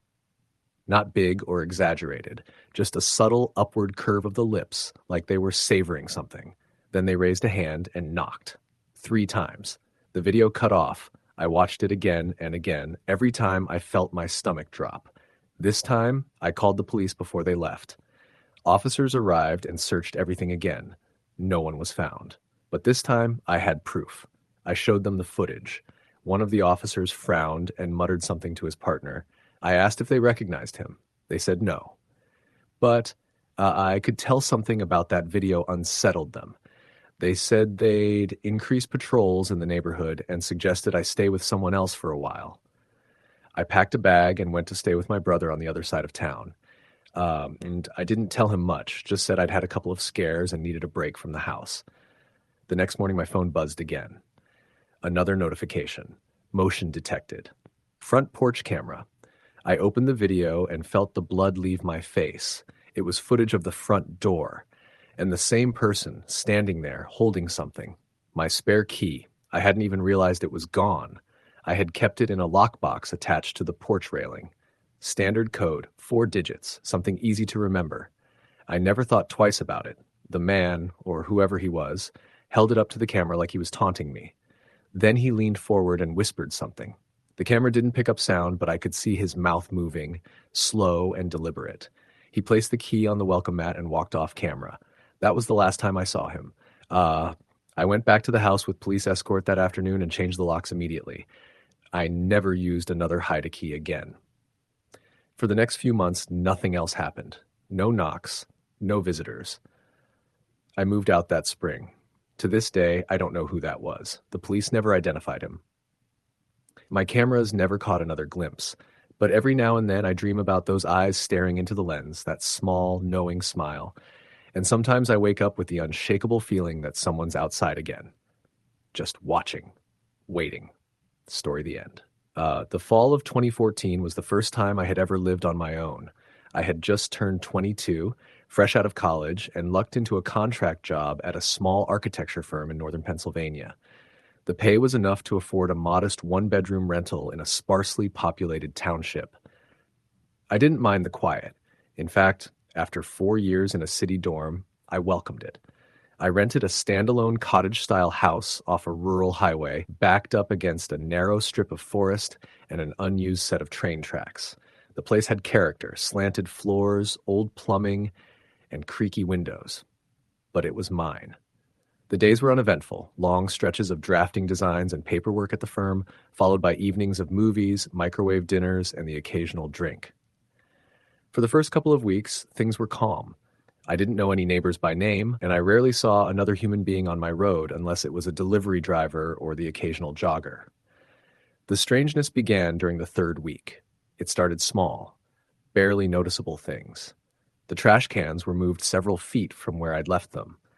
The garden hose, which I never used, was uncoiled across the backyard one morning. At first, I chalked it up to animals, wind, maybe even forgetting. I didn't consider the idea that someone else might be involved. Not seriously. One night I was up late watching a movie. Around 1:45 a.m., just as I was getting ready to turn in, I heard it. 3 sharp taps at the window. Not a knock on the door. The window. The one directly behind the couch. I froze. My TV was the only light in the room, casting pale blue reflections onto the glass. I turned the volume down and waited. Nothing. I peeked out through the side curtain. My porch light was off, and the backyard light hadn't tripped. I didn't see anyone. My heart was thudding so hard I could barely breathe. I sat in the dark for the next hour, listening. I didn't call the police because there wasn't anything to report. Just a knock, a tap. Nothing broken, no visible person, maybe a bird, maybe my imagination. That's what I told myself. But the next night, it happened again, at 2:12 a.m. This time, the tap came from the small kitchen window, the one above the sink. Again, 3 knocks, perfectly spaced, deliberate. I rushed to the back door and flicked on the exterior light. The backyard was empty. I checked every lock, every window. Nothing was broken, nothing disturbed. But I didn't sleep at all. I installed motion detector lights the next day. I drove 40 minutes to a Home Depot and bought a set that covered the front and back. I even set up a cheap webcam pointed at the backyard window just in case. That night, the tapping didn't come, nor the next. I thought it was over. Then, on a rainy Thursday, I came home to find my front door unlocked. It was the first time I was certain something was wrong. I was always meticulous about locking it. I tried not to panic. I checked the house with my phone flashlight, calling out a shaky hello like I was in some bad horror movie. But no one answered. Nothing was missing. No drawers opened. Nothing obviously disturbed. Still, I bought a bolt lock that same evening and installed it. That night, I barricaded the front door with a dining chair under the knob. The webcam stayed on, recording overnight. Around 3 a.m., I was awakened by a distinct metallic clang, like something hitting metal. Then the lights outside came on. I grabbed my phone and opened the webcam feed. It was blurry, cheap camera, rain-streaked lens, but I could make out movement. A person. Someone was standing in the backyard near the hose. He wore a dark hoodie, and something about the way he stood, completely still, hands at his sides, made my stomach twist. He didn't move for a full minute. Then he slowly raised one hand and pointed toward the house. Not toward the camera, toward the bedroom. I backed away from the screen. My phone buzzed. It was the motion sensor from the front. I glanced at the feed from the porch. He was there. Same clothes, same stillness. But he couldn't have moved that fast. He knocked once. Not on the door, on the window next to it. 3 taps. Methodical. I didn't call the police. I didn't even move. I just sat on the bedroom floor, knees pulled to my chest, bat in hand, trying not to cry. After maybe 10 minutes, the lights went off. No more movement. The knocking stopped. The footage, when I reviewed it the next day, was inconclusive. Blurry. Rain-drenched. Could have been one person. Could have been 2. It was hard to tell. But there were 2 knocks. 2 different windows. I reported it to the police. They sent someone out, but there wasn't much they could do. No forced entry, no face to identify. They told me to keep the doors locked and maybe get a better camera. That was it. I called out of work the next day and barely got out of bed. The following weekend, it escalated. It was Saturday night. Cold, clear, quiet. I was in bed by 11, exhausted but wired, unable to really sleep. Around 2 a.m., my power went out. Everything just stopped. No lights, no heat, no sound, and then the sharp sound of my porch light's glass shattering. I bolted upright. Something moved outside my bedroom window, a slow scrape, like a fingernail on the screen. I stayed frozen. Then came the sound of the back door rattling. Gently at first, then harder. Not banging, testing, trying. I crawled to the floor, reached under my bed, and grabbed the tire iron I kept now for peace of mind. My phone had no service, no signal. I couldn't call anyone. I felt like a trapped animal. I crept through the house, not turning on a flashlight, just feeling my way through. The kitchen window was wide open. It had been shut earlier. Locked. Now the screen was pushed inward. I felt a scream rising in my throat, but swallowed it. I didn't check outside. I didn't try to confront anyone. I locked myself in the bathroom. There were no windows there, just cold tile and a door I could sit against. I waited there until sunrise. When I finally came out, everything was normal again. The power returned around 6 a.m. The only physical evidence was the broken porch light and the window screen bent at a weird angle. I told the police again. This time they treated it more seriously. They took photos, wrote a report, said they'd increase patrols, but I could tell they didn't expect to find anyone. No prints, no camera footage worth a damn, no suspects. I packed that day. My lease wasn't even up, but I didn't care. I left the house and never spent another night there. A friend from work let me crash on their couch until I could sublet a new place in the city. A month later, I received a small padded envelope in the mail, no return address. Inside was a single Polaroid photograph. It was me, sleeping in my bed at the cottage. The image was taken from the hallway. You could just barely see the edge of the doorframe. I don't know how long I stared at it, my hands trembling so badly I could barely hold on. The timestamp on the photo, it was the night I had locked myself in the bathroom. Someone had already been inside, watching me. Story the end. It was the first week of February 2021 when I moved into my sister's old rental in a quiet stretch of northern Minnesota. She'd been relocated to Seattle for work, and rather than break her lease, she asked if I wanted to take over the remaining few months. I was newly single, newly unemployed, and frankly, just wanted to disappear somewhere cheap and isolated to clear my head. The house was nothing special. Small, single story with a basement and a long gravel driveway that curved through tall pine trees. About a 10-minute drive from the nearest neighbor, 20 from the closest gas station. The place sat next to a dense patch of forest. She warned me about the coyotes and mentioned the occasional black bear. But don't worry, she had said. They're more scared of you than you are of them. That was her answer for everything. The first few weeks were uneventful. I'd spend my days looking for remote freelance work and taking long walks along the nearby trails. At night, I'd read or waste time online. No TV, no internet, no distractions, just the wind and silence. At first, it was peaceful. Then it became something else. It started subtly. Little things. I'd hear a strange scraping at the window in the guest room, just once or twice. Or I'd come out in the morning and find the back gate slightly open, even though I was sure I'd locked it. I chalked it up to forgetfulness. I'd been out of sorts mentally, still raw from the breakup, and distracted most days. One evening, around 9:30 p.m., I stepped out to bring in firewood from the stack near the back fence.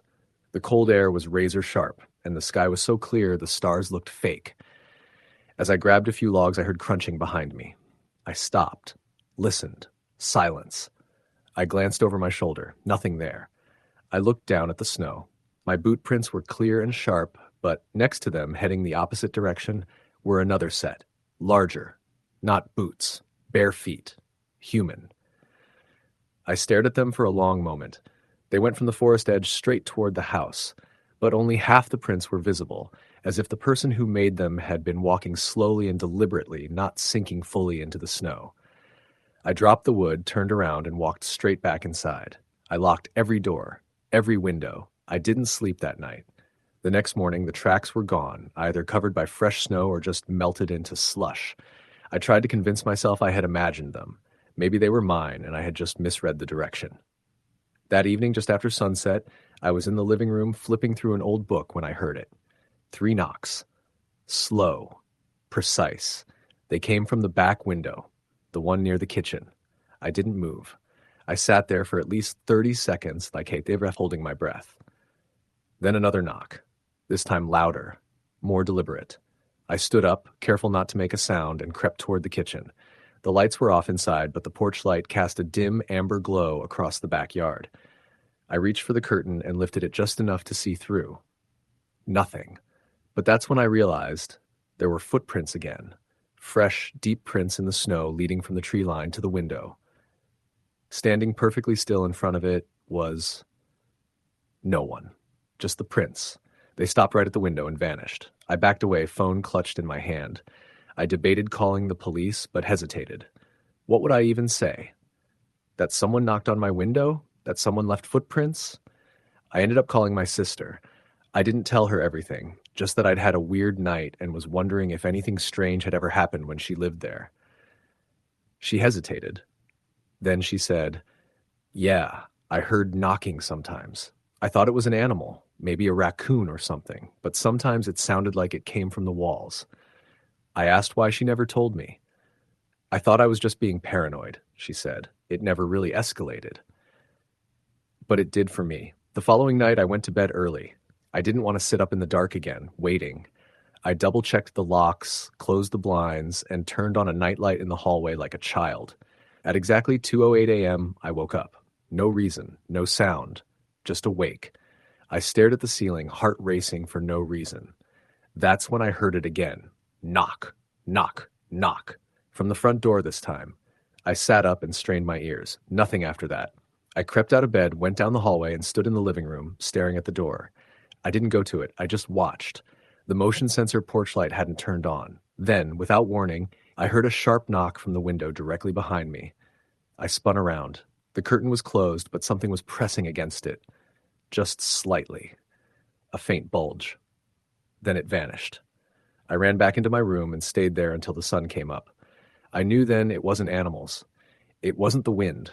Someone was coming to the house. They weren't trying to break in. Not yet. They were just letting me know they were there. I installed a camera the next day. Just one, facing the front porch. motion activated with night vision. I didn't have much money, and the closest store didn't have a full set, but I figured one was better than nothing. That night, I watched the live feed from my phone, curled up in bed with the door locked. At 2:06 a.m., the notification came in. Motion detected. I opened the video and nearly dropped the phone. There was someone on the porch, a tall man at least 6 feet, wearing what looked like old, wet clothes. His face was pale and blurred, as if the camera couldn't focus. He walked up to the door, leaned close to the camera, and stared into it for several seconds. Then he stepped back and waved. I called the police immediately, told them someone was at my house, that I had video footage. They said they'd dispatch a unit. It took them 20 minutes to arrive. By then, the man was gone. They looked around, found nothing. I showed them the video. One of the officers said something strange. He looks like someone I picked up last winter. I asked what he meant. There was a guy wandering the woods out here during a snowstorm. No shoes, nearly frozen to death. Didn't talk much. We called an ambulance. They said he died in the ER. The officer looked at me like he wanted to take back what he said. I didn't sleep for 3 days after that. I kept watching the camera, kept getting motion alerts. But after that night, he never appeared again. Not on video, at least. But I still heard the knocking. Random windows. Different nights, sometimes right behind my headboard. Always the same pattern. Knock, knock. I lasted 2 more weeks before I packed up and left. I didn't even tell my sister. I left the key on the counter, locked the door behind me, and never went back. The scariest part isn't what I saw on the video. It's what I didn't see. The night before I left, there were no alerts, no footsteps, nothing on the feed. But at 2:08 a.m., I heard the back door creak open. I know I locked it, and then 3 knocks, but this time they came from inside the house. Story the end. It was the kind of silence that made you realize how loud the world normally was. That's what hit me first when I moved out to my cousin's remote property in Maine for the winter. I had just gone through a rough patch, breakup, job loss, some medical bills, and Rob, always the more stable one, offered his guest house while he and his wife were away traveling Europe for the next 3 months. Just take care of the place, he told me. Shovel the walk, keep the pipes from freezing, you can have the whole house to yourself if you want. The guest house has Wi-Fi though, and that's where the fireplace works best. I was more than grateful. The guest house was about 100 yards from the main house, tucked into a clearing that backed up against the forest. It had all the essentials, a small kitchen, a bathroom, a pull-out couch. It felt cozy enough. After city life, the quiet should have been a relief. But the first night, that silence felt unnatural. No distant traffic, no muffled neighbors, just the wind whispering through the pines and the occasional crack of a branch snapping under snow. It started with small things. The first few days were uneventful. I read, caught up on sleep, watched TV. Then I began to notice strange footprints in the snow, just one set, spaced apart like someone walking slowly. They led from the woods to the back of the guest house. I checked to see if maybe I'd gone out back and forgotten, but the boots I wore had a very different tread pattern. These prints were wider, flatter, maybe from work boots. I convinced myself it had to be an old trail from the electrician or someone Rob hired. Still, it made me uneasy. The next morning, there were new prints. They circled the entire guest house, almost like someone had walked around it several times, then headed back into the woods. That time, I called Rob. "Yeah, that's weird," he said, his voice slightly staticky from wherever he was in Italy. "But you're out in the woods, man. Hunters sometimes cut through the property. Just keep the doors locked." That night, I made sure every window was shut and all the doors were bolted. I even pushed a chair under the doorknob. It wasn't fear exactly, just caution. At 3:11 a.m., I woke up. I didn't hear anything at first. The fireplace had gone cold and the chill had sunk deep into the room. But then I realized what had pulled me out of sleep. There was a sound outside, a low, dragging scrape, followed by a thump. Then nothing. I sat upright on the couch, blankets falling off me, heart racing. I waited, straining to hear again. Nothing. I told myself it was a branch falling, maybe a deer rooting in the snow. But that dragging sound came again, closer now, like something being pulled over the frozen ground. My hand went to my phone. I turned on the flashlight and crept to the small window near the door. I kept the light low. only lifting the edge of the curtain slightly. There was a figure standing at the edge of the trees. He, or it, was barely visible. No flashlight, no headlamp, just standing in the moonlight facing the guest house. I froze. It was too far to see clearly, but I could make out the bulk of a heavy coat, arms limp at the sides, no movement, no sound. I stood there for what felt like 10 minutes, just watching.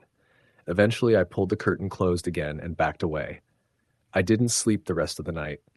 The next morning, I found the footprints again. They led up to the guest house, to the window where I had been standing. Just one set of prints. But this time, there were drag marks, as if he'd been pulling something heavy. There was no sign of what it was, just disturbed snow dragging off into the woods. I called the police. A deputy showed up around noon. His name was Holt, a soft-spoken man with a thick beard and tired eyes. He looked over the tracks with a flashlight, scratched his chin, and took some photos. Doesn't look fresh. Could be a squatter or someone cutting through the land. Not many folks hike out here in this cold, though. He suggested I install some cameras and gave me his card. I ordered 2 motion sensor cams that night, overnight shipping. I also started keeping a kitchen knife under my pillow. That evening, around 2 a.m., I woke up again, this time to a soft knock. It was so faint I thought I imagined it. Then it came again, 3 slow knocks at the door. Not pounding, just a polite, deliberate tap. I stayed frozen on the couch, barely breathing. Then came another knock and another. Whoever it was, they didn't call out, didn't try the knob, just kept knocking. Eventually, it stopped. I didn't sleep. The next day, I checked the snow, the same prints. Only now they came from the other side of the woods, not the usual trail. They stopped directly at the door. I set up the motion cams and pointed one at the door and one facing the tree line. For 2 nights, nothing happened. Then, on the 3rd night, the sensor woke me with a notification at 2:37 a.m. I sat up and opened the app with trembling hands. The first video clip showed a man, tall, heavy coat, hood up, walking from the trees directly toward the guest house. No flashlight. Just walking slowly, steadily. He walked out of frame. The second clip captured from the doorcam showed him walking up and stopping just short of the porch light. He tilted his head slightly as if listening. Then he reached out a hand and knocked. The worst part, he stepped back, stared directly into the camera, and smiled. Just for a second. Then he turned and walked back into the trees. I called Deputy Holt again. He came by the next morning, reviewed the footage, and took it more seriously this time. We don't have any active warrants or missing persons that match this guy, but we'll keep an eye on the area. Keep the cams running. If anything else happens, call me. I felt like I was losing my mind. That night, I didn't sleep. I stayed up with a baseball bat and the knife, staring at the window. But he didn't come. Not that night. Not the next. But on the 5th night, I got a new notification. This time, the man didn't approach from the trees. He came from the opposite direction, where the main house was. The footage showed him walking calmly across the snow, right up to the front window of the guest house. Then something changed. He didn't knock. He placed something against the window. The clip didn't catch what it was. He just leaned in, stared for nearly a full minute, then left the way he came. When I checked in the morning, I found what he left. It was a Polaroid, a blurry picture of me sleeping on the couch, taken from the outside through the window. My face was partially obscured by the blankets, but it was clearly me. I packed a bag and drove into town immediately. I didn't care what Rob said. I was not staying another night. I checked into a hotel near the sheriff's station and waited. That day, Holt called me again. We did a sweep near the woods, found signs of a small campsite, makeshift tarp, some food wrappers. But here's the weird thing. The prints we followed looped back toward the guest house again, like he kept circling it. We're leaving a deputy near your property for a few nights, just in case. I stayed in the hotel for 3 days. No new footage, no knocks, no sign of the man. Then, on the 4th day, I made the mistake of checking the guest house cams from the app. The one pointed at the window was gone, just static. I flipped to the door cam. At 3:12 a.m., it had recorded movement. The man again, only this time he had something in his hand, a large piece of paper. He walked up to the door, held the paper against the glass, and stepped back. It said, "Why did you leave? I vomited in the hotel bathroom. I called Holt again. He assured me they'd do another sweep. But the man never came back. At least, not while I was watching. I left Maine 2 days later. I haven't been back since. Rob understood. The cams, when he checked later, had been ripped down. Nothing else was found. But every once in a while, late at night, I get a motion alert on my phone. I stopped opening the footage. Story, the end. It happened in November of 2021, the week before Thanksgiving. I had just moved into a duplex in a quiet, wooded part of Western Virginia, not far from where I grew up. I'm not the superstitious type, and I've never believed in ghosts or any of that.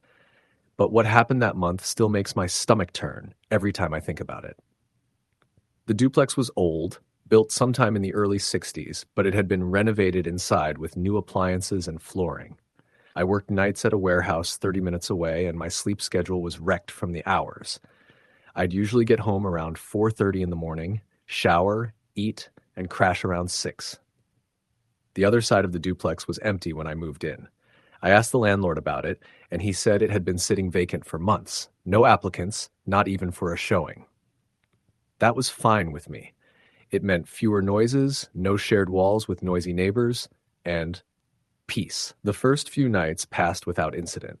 I kept mostly to myself, watched old movies, and tried to learn how to cook without setting the smoke alarm off. There were woods behind the house, thick pine and oak trees, and beyond that, an abandoned rail line that hadn't been used in decades. It was maybe my 6th night in the place when I noticed something off. I was sitting in the living room, eating leftover pasta around 2 a.m., watching something on my laptop. The blinds were open just enough for me to notice movement outside, just a shadow at first, near the edge of the woods.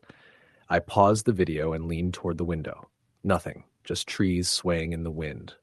But I could have sworn I saw a figure standing still, not walking, just standing.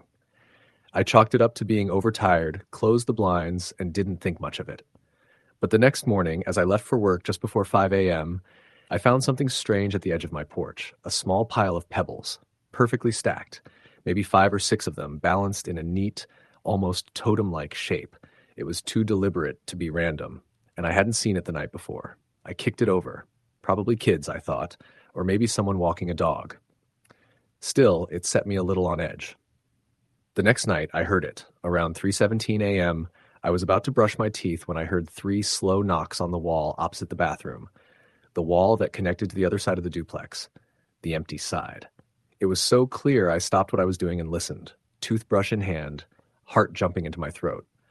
3 more knocks, and then silence. I went to the shared wall and pressed my ear against it. No footsteps, no voices, no sound at all. I walked outside to the front of the other unit.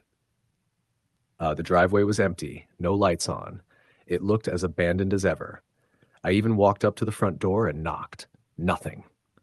Still trying to stay rational, I called the landlord the next day and asked again if anyone had moved in next door. He assured me it was still vacant. I didn't mention the noises. I didn't want to sound paranoid. That night, I left all the lights on and barely slept. I had this feeling I couldn't shake, like something was watching the house from the woods. I kept glancing out the windows, expecting to see movement, a shadow, anything. Just after 4 a.m., I finally started to drift off on the couch. Then there was a soft sound, like fabric brushing against glass. I sat up straight. The sound came again. This time I pinpointed it. It was my bedroom window. I crept down the hallway, heart hammering so loud I thought it might give me away. I turned off the light, slowly peeked around the doorway into my room. The blinds were drawn shut, but the fabric was rippling slightly. Then, clearly, undeniably, I saw a silhouette. Someone was standing just outside the window, close enough to touch the glass. I couldn't breathe. I didn't move. And then 3 taps, not knocks. Taps, fingertips against the glass. I ran, not to confront them, not to open the door, just to get away. I grabbed my keys and ran out the front door barefoot, phone in hand, and got into my car. I called the police and waited in the driveway with the engine running, eyes locked on the dark stretch of trees behind the house. The deputies showed up 20 minutes later. They searched the area and didn't find anyone. They didn't even find footprints, though the ground was soft from rain earlier in the week. They told me to keep my doors locked and call again if anything else happened. I felt like an idiot. I didn't go back inside until sunrise. 2 nights later, it happened again. This time it wasn't just a shadow. I'd fallen asleep on the couch again, deliberately avoiding the bedroom. Around 2:40 a.m., I heard the sound of metal scraping against wood. It took me a few seconds to figure it out. Someone was trying to pry open the door to the other side of the duplex, the vacant side. I killed the lights and crept to the window. From my angle, I could just barely see across the short stretch of wall to the neighbor's porch. A tall man in a hooded coat was crouched near the door, using something, maybe a screwdriver or a crowbar. I reached for my phone, but the moment I moved, he stopped, stood upright, and looked directly at my window. I ducked back, didn't dare to breathe. I waited for the sound of running or footsteps, but nothing came. Then, a soft knock at my own door. He had crossed the porch in seconds. 3 knocks. Slow. Heavy. I backed down the hall, straight to the bathroom, locked the door, and sat in the tub with a knife I'd pulled from the kitchen earlier, just in case. I couldn't call the police again. I knew they wouldn't come fast enough, and I didn't have proof of anything. He didn't try the handle. He didn't smash a window. He just knocked.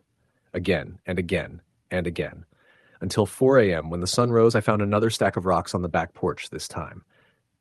Taller. Balanced so perfectly, they shouldn't have been able to stand. I called the landlord again and told him someone had tried to break into the unit next door. He came out, checked the door, and sure enough, there were pry marks near the lock, but nothing broken. He said it must have been a transient or a hunter who got confused. I knew better.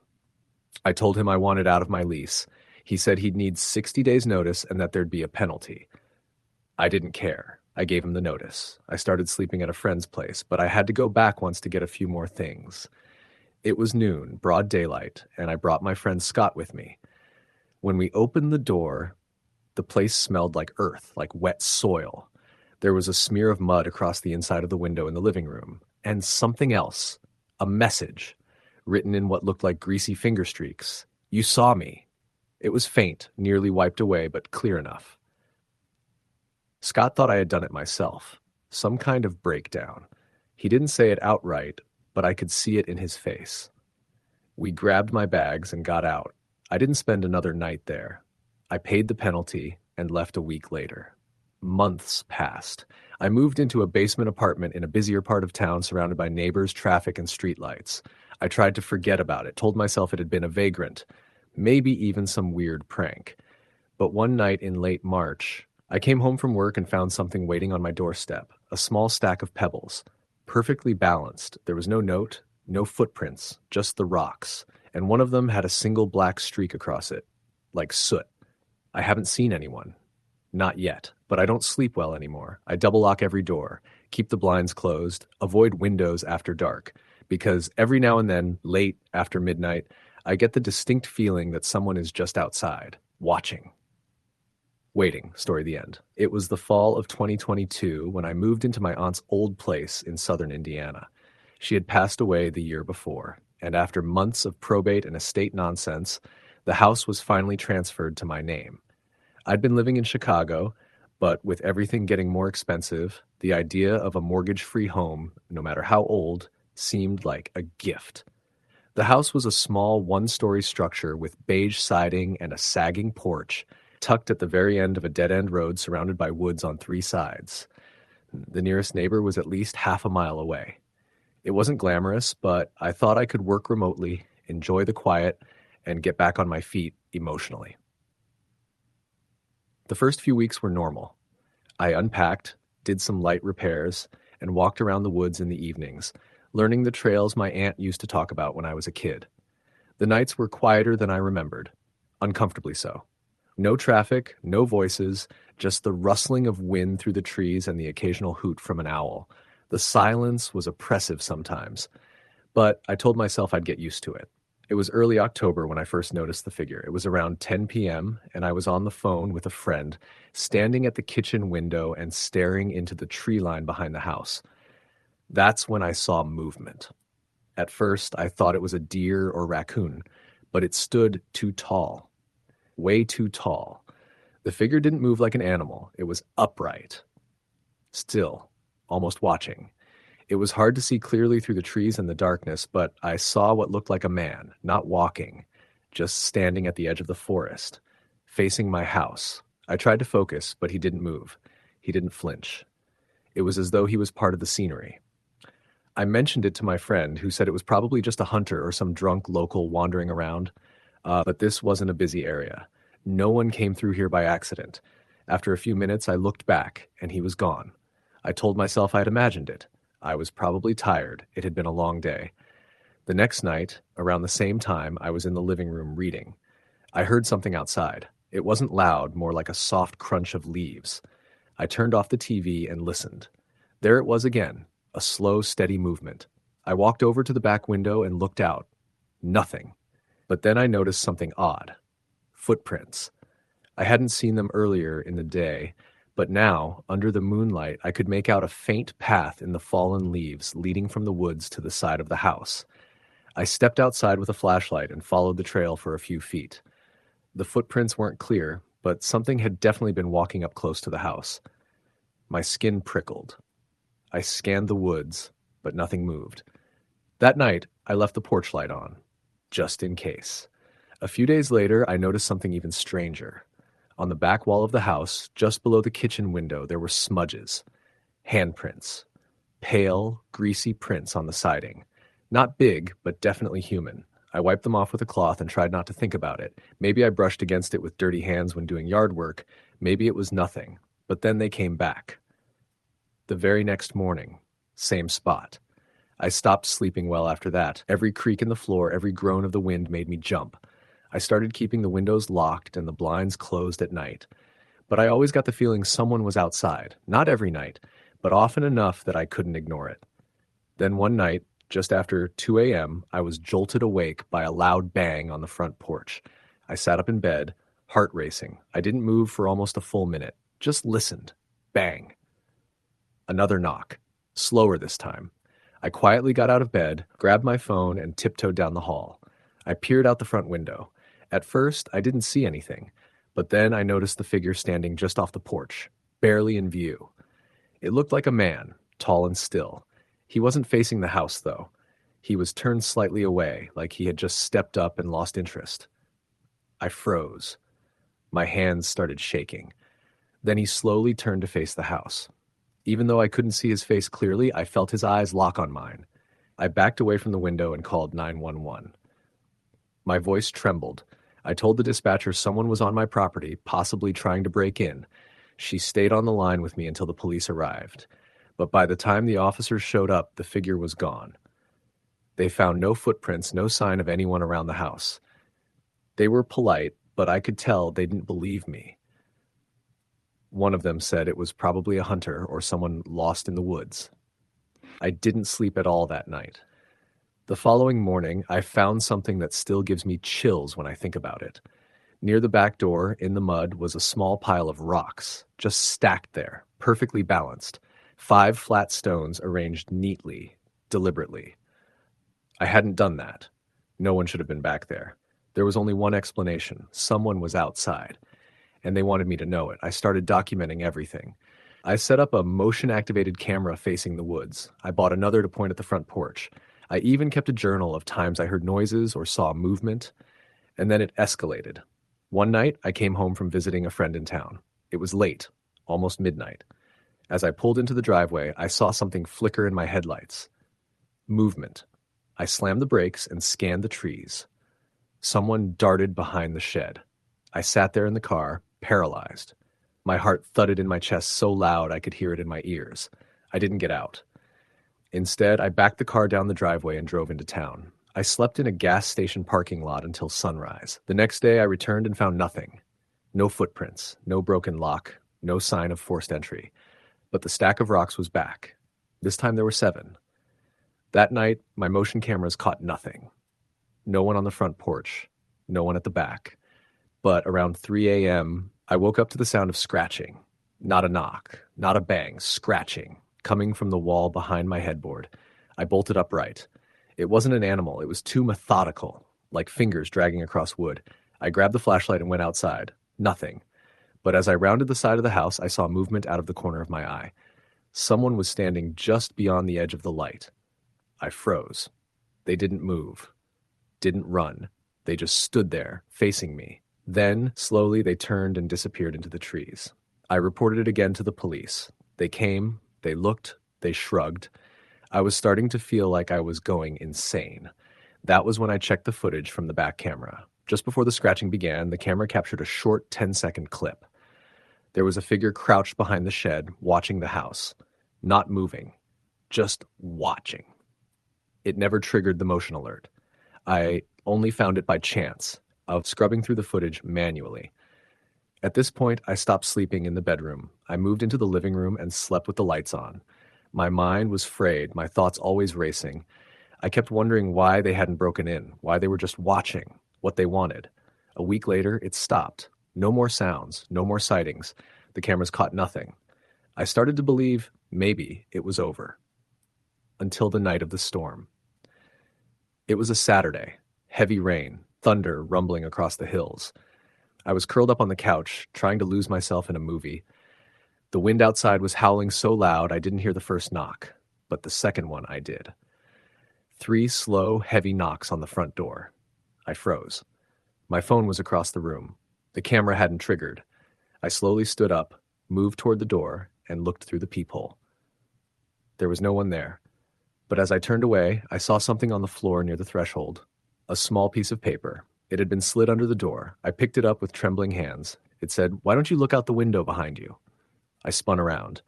And that's when I saw the figure, face pressed against the glass, staring in. I screamed and backed away. When I looked again, he was gone. I called the police. Again, they searched the area. Again. Nothing. That was the last straw. I packed a bag and left. That night, I haven't been back to that house since. Well, it's still sitting out there, empty. The cameras were never recovered. I didn't care. I moved back to the city, got a new apartment, told myself it was over. But sometimes late at night, I hear soft knocks on the wall, and once I found a tiny pile of rocks outside my apartment door. Story. The end. The cool autumn wind was already stirring when I left work that night. I was a security guard at a small office complex on the edge of town. A job that wasn't thrilling but paid the bills. The building was empty by 10 p.m., and my shift ran until midnight. On this particular night, I had finished my rounds earlier than usual and was just about to clock out. I stepped outside into the crisp air, ready to head home. It was nearly midnight, and the streets were deserted except for a few flickering street lamps, casting long shadows on the wet pavement from a recent drizzle. My car was parked a little ways down the street. I liked walking a few blocks from work sometimes. It gave me time to clear my head. I pulled my jacket tighter and started down the sidewalk. Almost immediately, I noticed something wasn't right. There was a figure standing across the street, just outside the yellow glow of a streetlight. At first, I thought it was a trick of the shadows, but as I kept walking, the figure didn't move, just stood there, watching me. I kept my gaze ahead and tried to ignore the feeling of being watched. When I crossed the street to avoid the figure, I saw that he was a man, tall and thin, wearing a dark hoodie pulled low over his face. His hands were stuffed into his pockets, but I caught a glimpse of something shiny, maybe a knife, sticking out from under his jacket. My heart rate quickened. I kept walking, trying not to panic. The man started following me. I glanced back. He was about 20 feet behind, keeping pace. I crossed back to my side of the street and quickened my step. He matched my pace. I was almost at my car now. My fingers fumbled with the keys. As I reached for the door handle, I heard a low voice whisper behind me, "Hey!" I didn't turn around. I unlocked the door and jumped inside, slamming it shut. I locked the doors and started the engine. But then, my headlights illuminated the figure standing right in front of the car. I slammed on the brakes, heart pounding. The man didn't move. He just stood there, staring at me with cold, dead eyes. I locked my doors and put the car in reverse, backing away slowly. He moved to the side of the car as I backed up and pulled out of the parking lot. I didn't stop driving until I reached my house, a small single-story place in a quiet neighborhood. I slammed the door shut behind me and locked every lock I had, but I wasn't safe yet. Throughout the night, I kept hearing sounds outside. Footsteps circling the house, soft scratching at the windows, the occasional tap on the door. At one point, I looked through the peephole and saw the same man standing just outside, staring straight at me. I called the police and told them everything. They came and searched the property but found no one.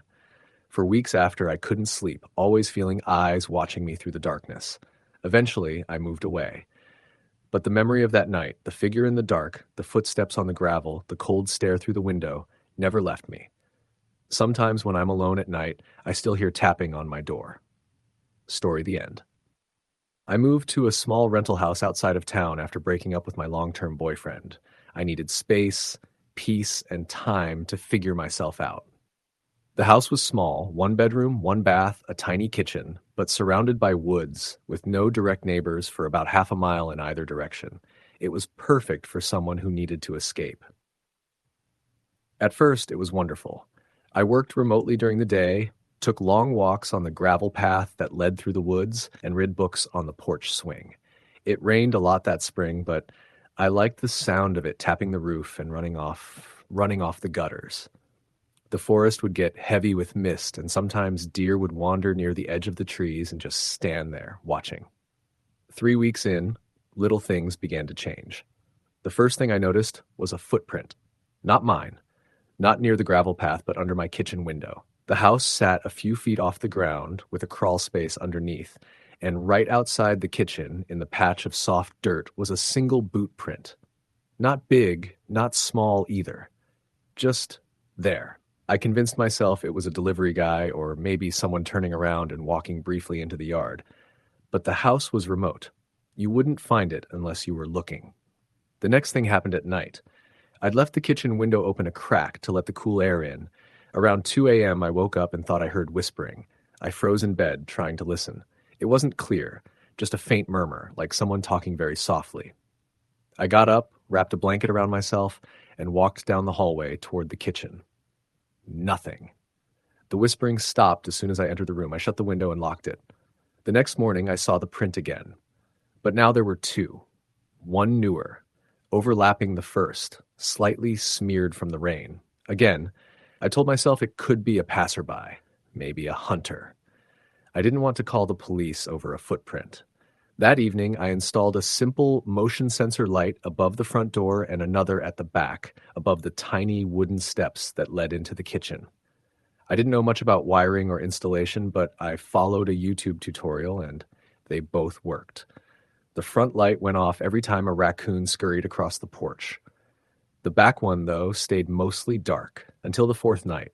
It was about 3 a.m. when I saw the light flare through my bedroom curtain. The back light. I was instantly awake. My heart was hammering. I sat up, holding my breath. The light has a 15-foot range, and it takes a decent amount of motion to set it off. A small animal wouldn't do it. It had to be a person or something big. I crept to the window and peeked through the side of the curtain. Nothing.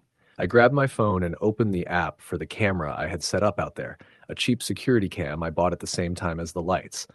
The footage showed the backyard lit up, trees swaying in the breeze, but at the edge of the forest, just inside the light's range, something moved. A shape. It was a person. Too far to see clearly, but someone had stepped just close enough to trigger the light, then moved back into the shadows. They hadn't come closer, just hovered there. I didn't sleep the rest of the night. The next morning, I called the local sheriff's office and explained the situation. They were polite, asked a few questions, and said they'd send someone out to take a look. A deputy named Rowe came by around 10 a.m. He was a soft-spoken man, older, maybe mid-50s, with a pot belly and a weathered look. He took a look around the property, checked the camera footage, and nodded slowly. "Not a whole lot we can do without a face or a plate," he said. "Could be a trespasser, could be someone trying to scare you. You got anyone that might want to mess with you?" "No one," I said. "I haven't told many people I'm even here." "Well," he said, "keep the lights on. Keep your doors locked. If it happens again, let us know." That night, I sat up with a baseball bat and my phone in my lap. The lights didn't go off. Nothing happened. But I didn't sleep much. 2 days later, I found something on the porch. A button. A small, dirty coat button. Old-fashioned looking. Not one of mine. Just lying there on the wooden slats next to the porch swing. I felt sick. It hadn't rained the night before. There was no wind. No animals would have brought that there. I walked the perimeter of the house, heart pounding. I didn't see anything unusual, but when I got to the back of the house and looked under the crawl space, I saw disturbed leaves and dirt. Someone had been under there. I called the sheriff again. This time, a different deputy came. Younger guy, didn't take me seriously. He looked around, said he didn't see signs of forced entry, told me to call if someone actually broke in. After he left, I sat on the porch for hours watching the woods. I didn't even go inside until well after dark. That night, the backlight went off again. I checked the camera and saw nothing at first, just trees and shadows. But as I scrubbed through the footage, there it was. A face. Just for a second. Pale. Male. Close to the camera. Eyes wide open, mouth just slightly parted like he'd been talking to it. Then gone. The video glitched right after. I called the sheriff again. This time they said they'd increase patrols, but I knew it wasn't enough. I began sleeping with a knife under my pillow. Every night I thought I heard things. Soft tapping, muffled breathing, footsteps in the leaves. I stopped opening the windows. I pulled all the curtains closed. I started leaving the lights on all night. I even bought a second camera and pointed it toward the front yard. One night, maybe a week later, I woke up to silence. Not the normal silence of the woods. This was too quiet. No bugs, no breeze, not even the creaking of the house. I sat up. The motion light in the back turned on, then the one in the front. I got up, phone in one hand, knife in the other, and crept toward the front of the house. I peeked through the living room curtain. There were two people standing in my front yard. Not moving, just standing there. Watching the house. Both men, one tall, one shorter. I could only make out their silhouettes. They didn't speak. They didn't move. I stumbled back and called 911. I told them someone was outside, that I was scared, that I was alone. The dispatcher kept me on the phone, telling me to stay inside, telling me help was on the way. I stayed crouched behind the couch, shaking. By the time the deputies arrived, 20 minutes later, the men were gone. No tracks, no sign of them at all. Nothing on the cameras. Again, the footage glitched right before they appeared. The deputies stayed for a while, did a sweep of the area, and told me it might be time to stay somewhere else for a while. I agreed. I packed a small bag and went to stay with a friend in town. She lived in a third-floor apartment and had 2 roommates. I didn't explain much, just said I needed space. She welcomed me in. That first night, I actually slept. The second night, I woke up at 3:11 a.m. to a tapping sound. I sat up, heart hammering. It was coming from the window. 3rd-floor window. I crept over and pulled back the curtain just a sliver. Someone was standing on the fire escape, inches from the glass, smiling. It was the same face from the camera. He lifted his hand slowly and waved. I screamed. My friend came running. By the time we looked again, he was gone. We called the police, and this time they took it more seriously. They found smudges on the glass and a partial handprint. But he was gone. I moved again. Far away.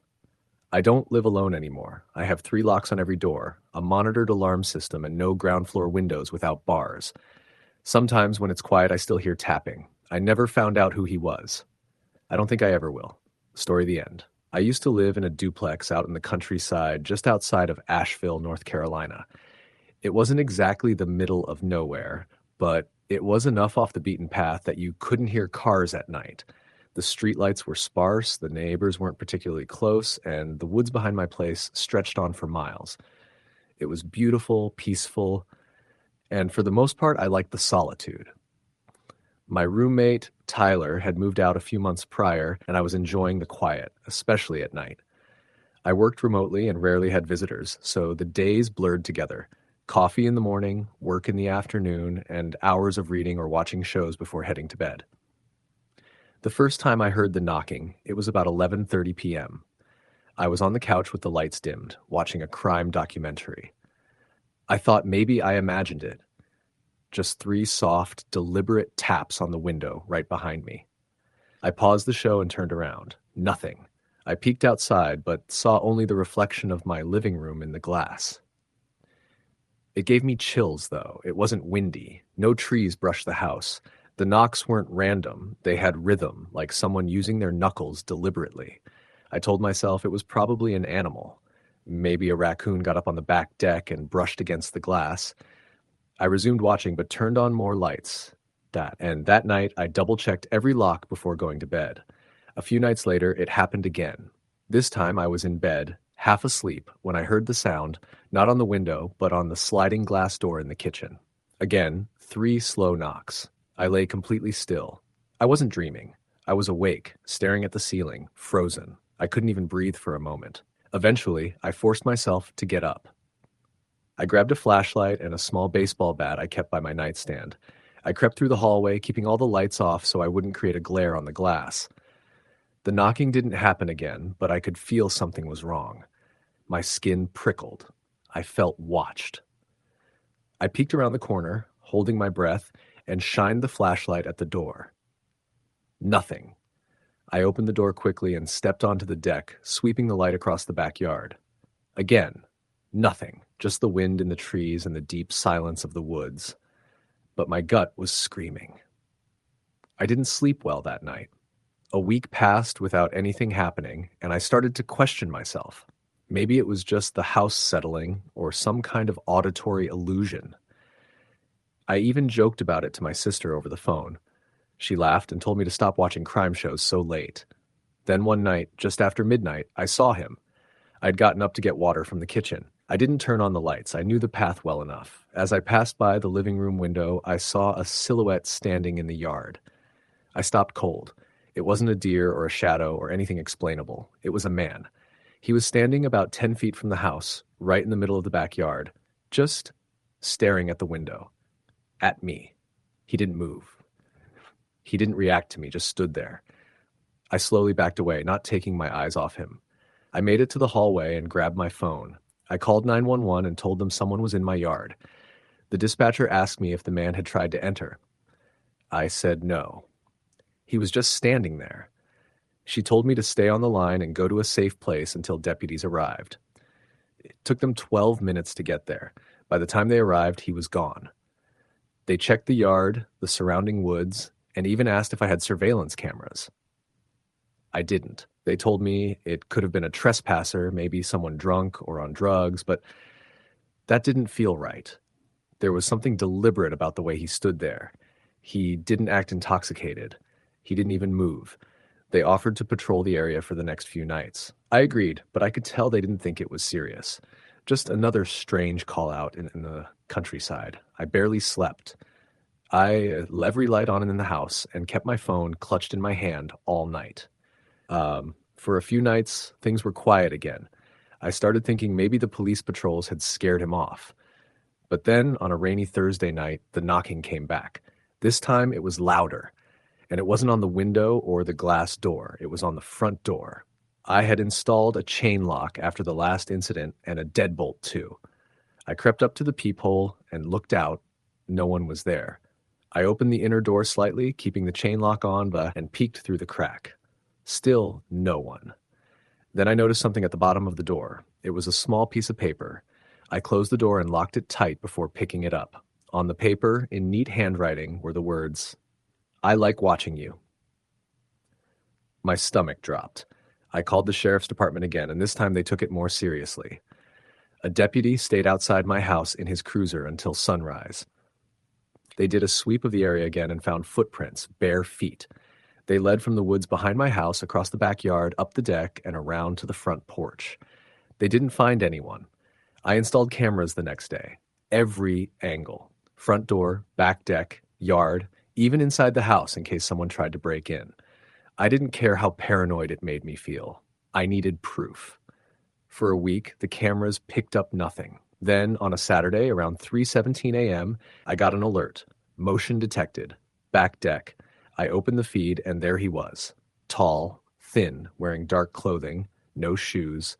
His face was partially obscured by the hood of his jacket, but I could make out pale skin and something in his hand, maybe a small knife or stick. He stood at the glass door for 10 minutes. 10 whole minutes, not moving, just staring in. And then he walked to the edge of the deck and stared up at the camera. He knew I was watching. I called the police again and showed them the footage. They were disturbed, but they still didn't have enough to go on. He hadn't broken in, hadn't assaulted me, just watched. They advised me to stay somewhere else for a few nights, but I didn't want to leave the house. I was angry now, more than scared. I wasn't going to let some creep chase me out of my own home. I bought floodlights and installed them around the house. I put a crowbar beside every entrance and kept a knife in my nightstand. I didn't sleep, barely ate. Every little sound made me jump.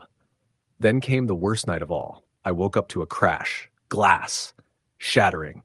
I grabbed the knife and bolted upright, heart pounding. My phone said 3:41 a.m. One of the cameras had lost signal, the one in the kitchen. I crept out of bed and made my way down the hall, slow, quiet. The kitchen light was off, but the moonlight coming through the broken sliding door gave just enough visibility. He was inside, standing in the middle of the kitchen. He was taller than I thought. His clothes were soaked from the rain, and his hair hung in strings over his forehead. He looked wild, feral even.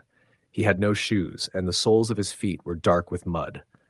His hands were open, fingers twitching. I stopped moving. I didn't breathe. He turned his head slowly and looked at me, and then he smiled. I ran back to my room and slammed the door, locked it, pushed the dresser in front of it. I called 911 again and screamed at them to hurry.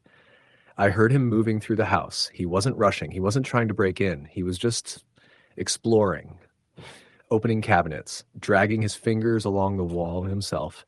And then I heard him at my door, not banging, just breathing. I held the knife and waited. I could hear sirens approaching in the distance.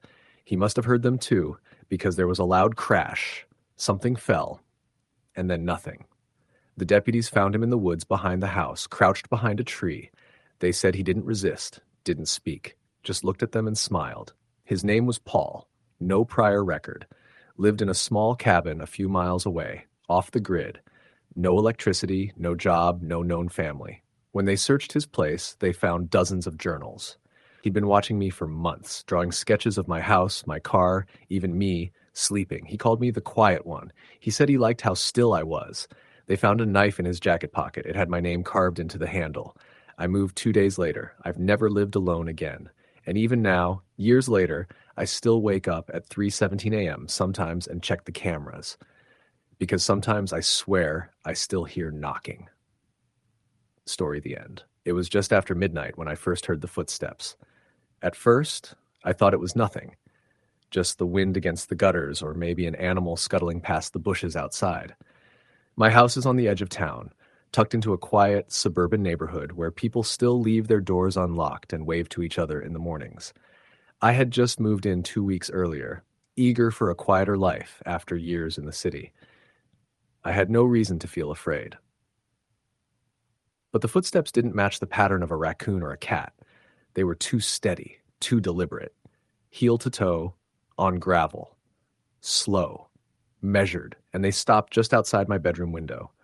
I had been in bed scrolling through my phone, one leg kicked out from under the blanket, half reading some dumb thread about creepy neighbor stories. The irony didn't hit me until the sound stopped. I turned the screen off and held my breath. My room was dark except for the faint blue light of the router blinking under my desk. I didn't move. I listened. There was silence for about 10 seconds. Then 3 soft taps on the window. They weren't loud, just light enough to be heard, but quiet enough to make me question whether they happened at all. I sat up slowly, trying not to shift the mattress too much. My room faced the backyard. A 6-foot wooden fence ran along the perimeter, and beyond that was a patch of woods. My porch light didn't reach that far. Anyone back there would be in complete darkness.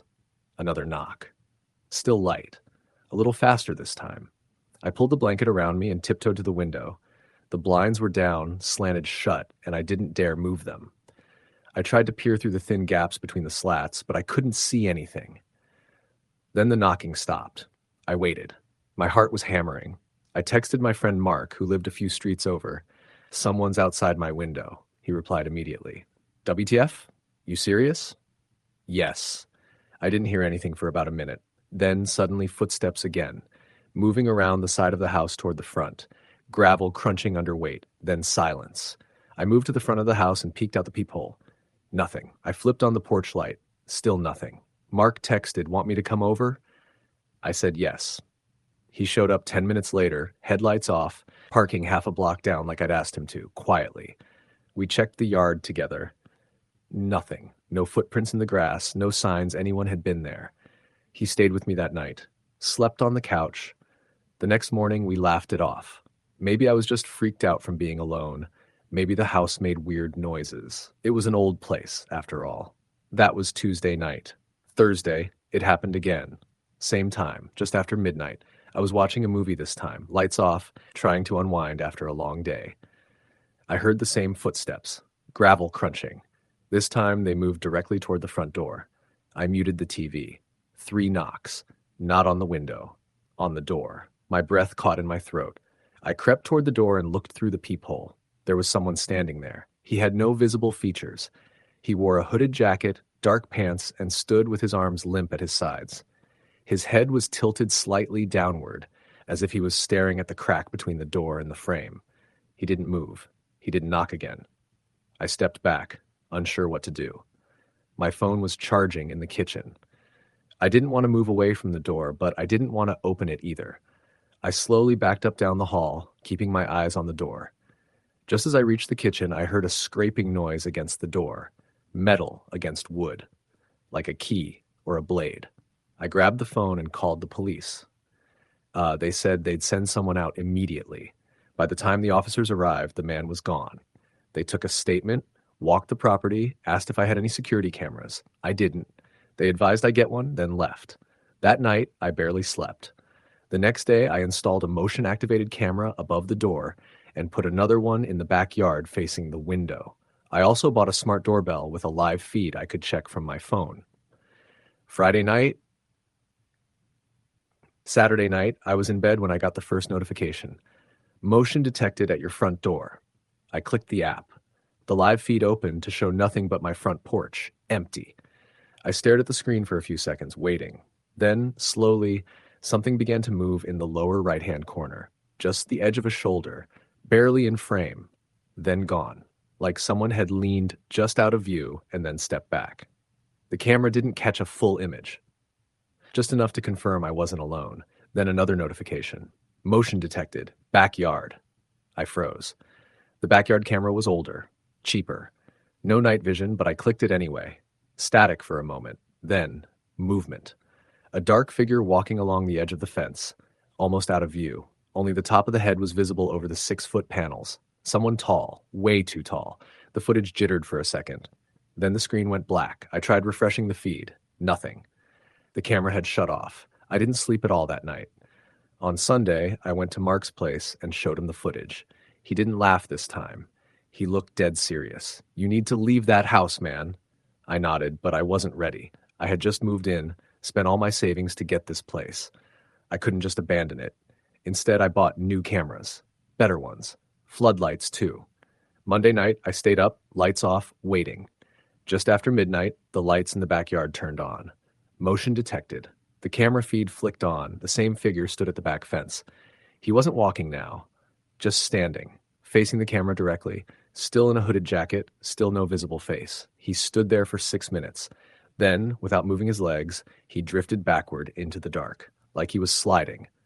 The next morning, I found deep gouges in the wooden fence.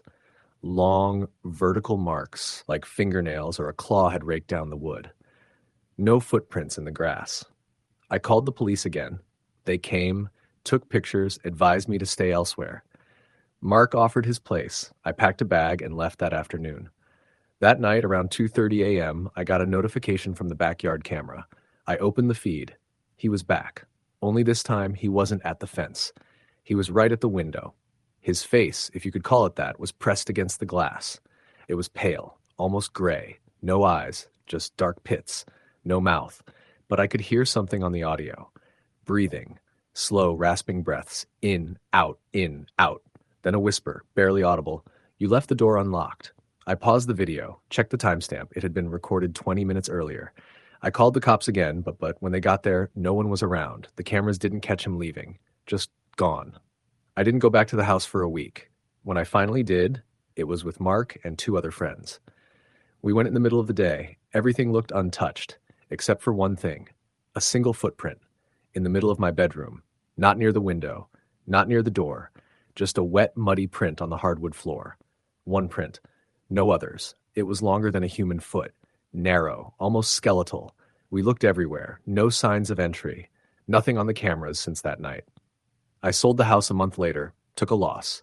I still don't know what was outside my window or how it got inside. I only know that sometimes when I wake up late at night in my new apartment, I hear something faint from the hallway. Footsteps. Slow, deliberate. And then I check my door just to be safe. And sometimes it's unlocked. Story the end. The first time I realized something was wrong, it was almost midnight.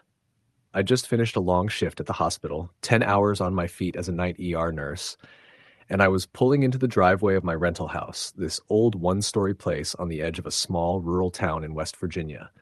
I was exhausted. My back hurt, my feet ached, and all I wanted was to eat something and pass out.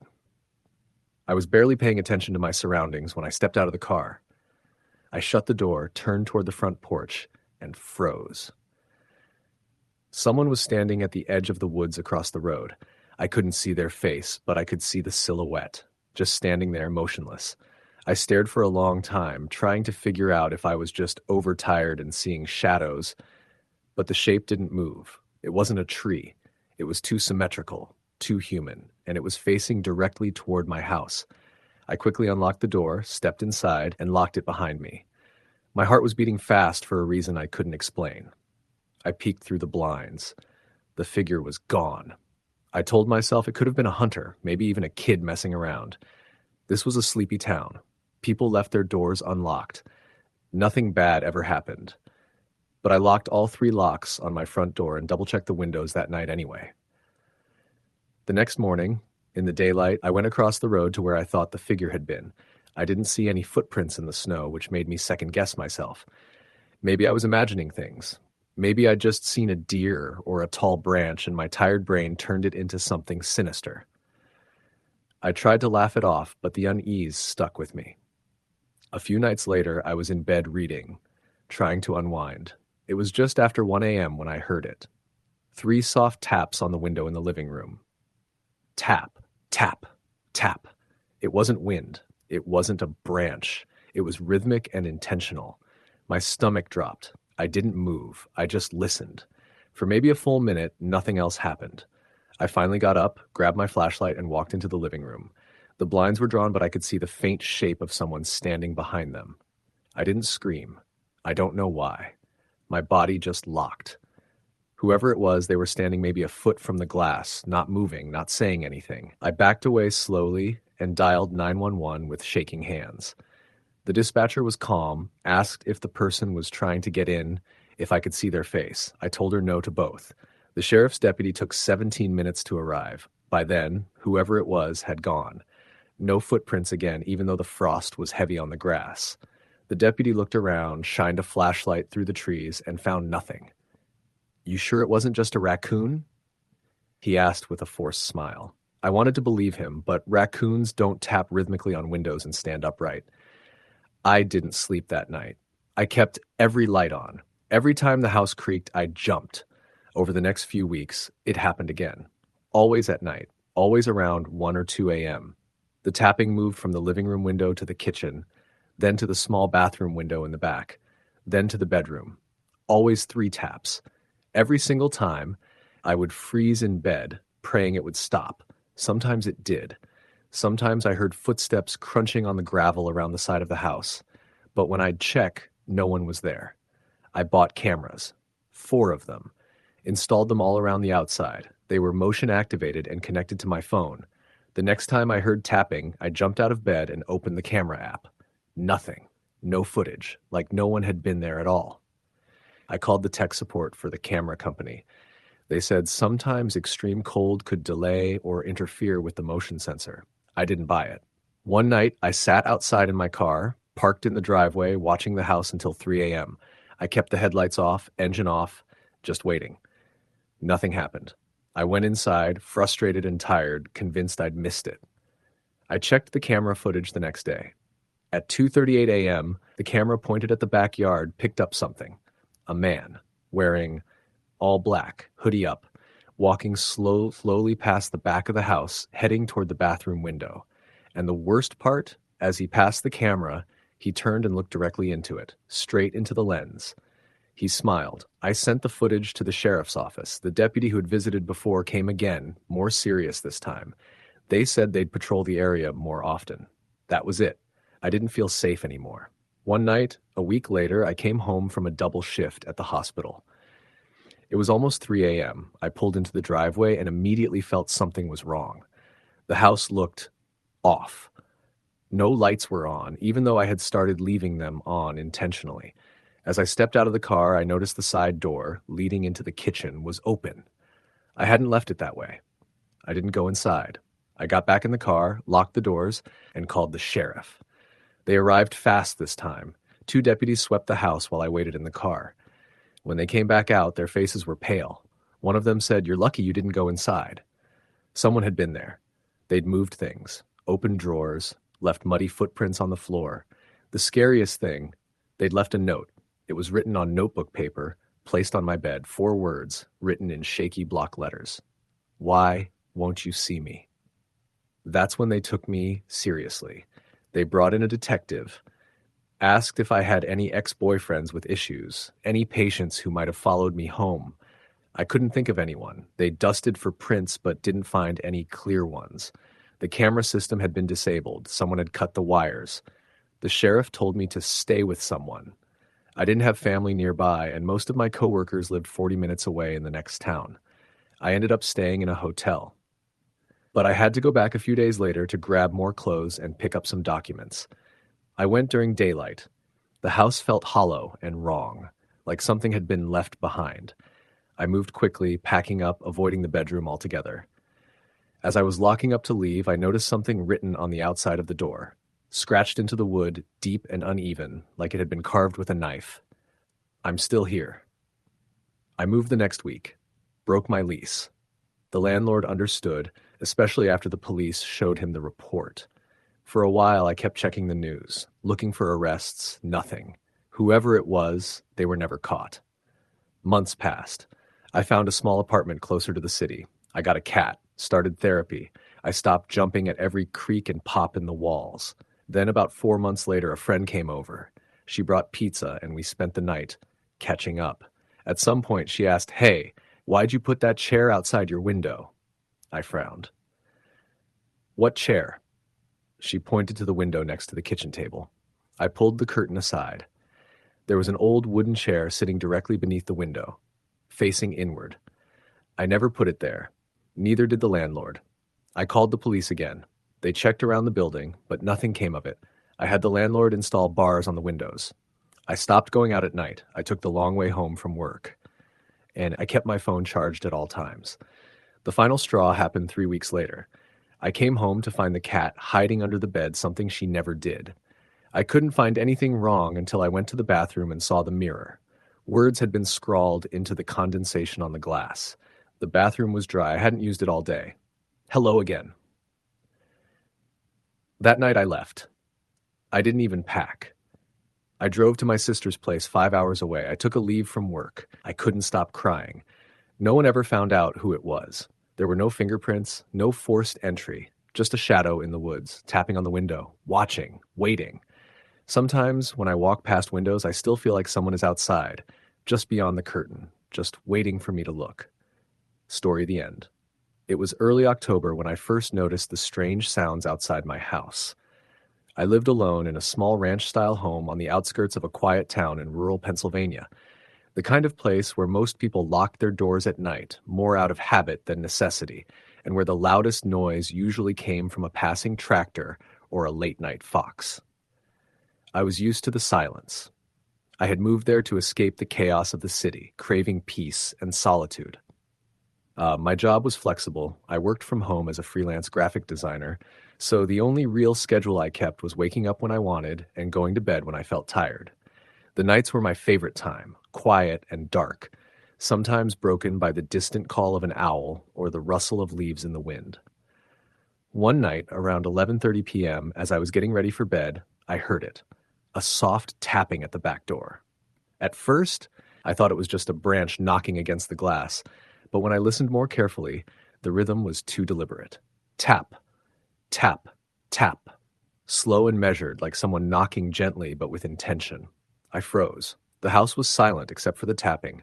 I crept toward the door and peered out the small window beside it. Nothing but darkness. No silhouette, no flashlight, no sign of anyone. just the swaying branches and a chilly wind blowing leaves across the concrete patio. I told myself it was probably a raccoon or some other animal. The tapping stopped after a few more moments. I locked the door, double-checked the windows, and went to bed, but I couldn't shake the feeling of being watched. Over the next few days, the tapping returned. Always late at night, always slow and deliberate.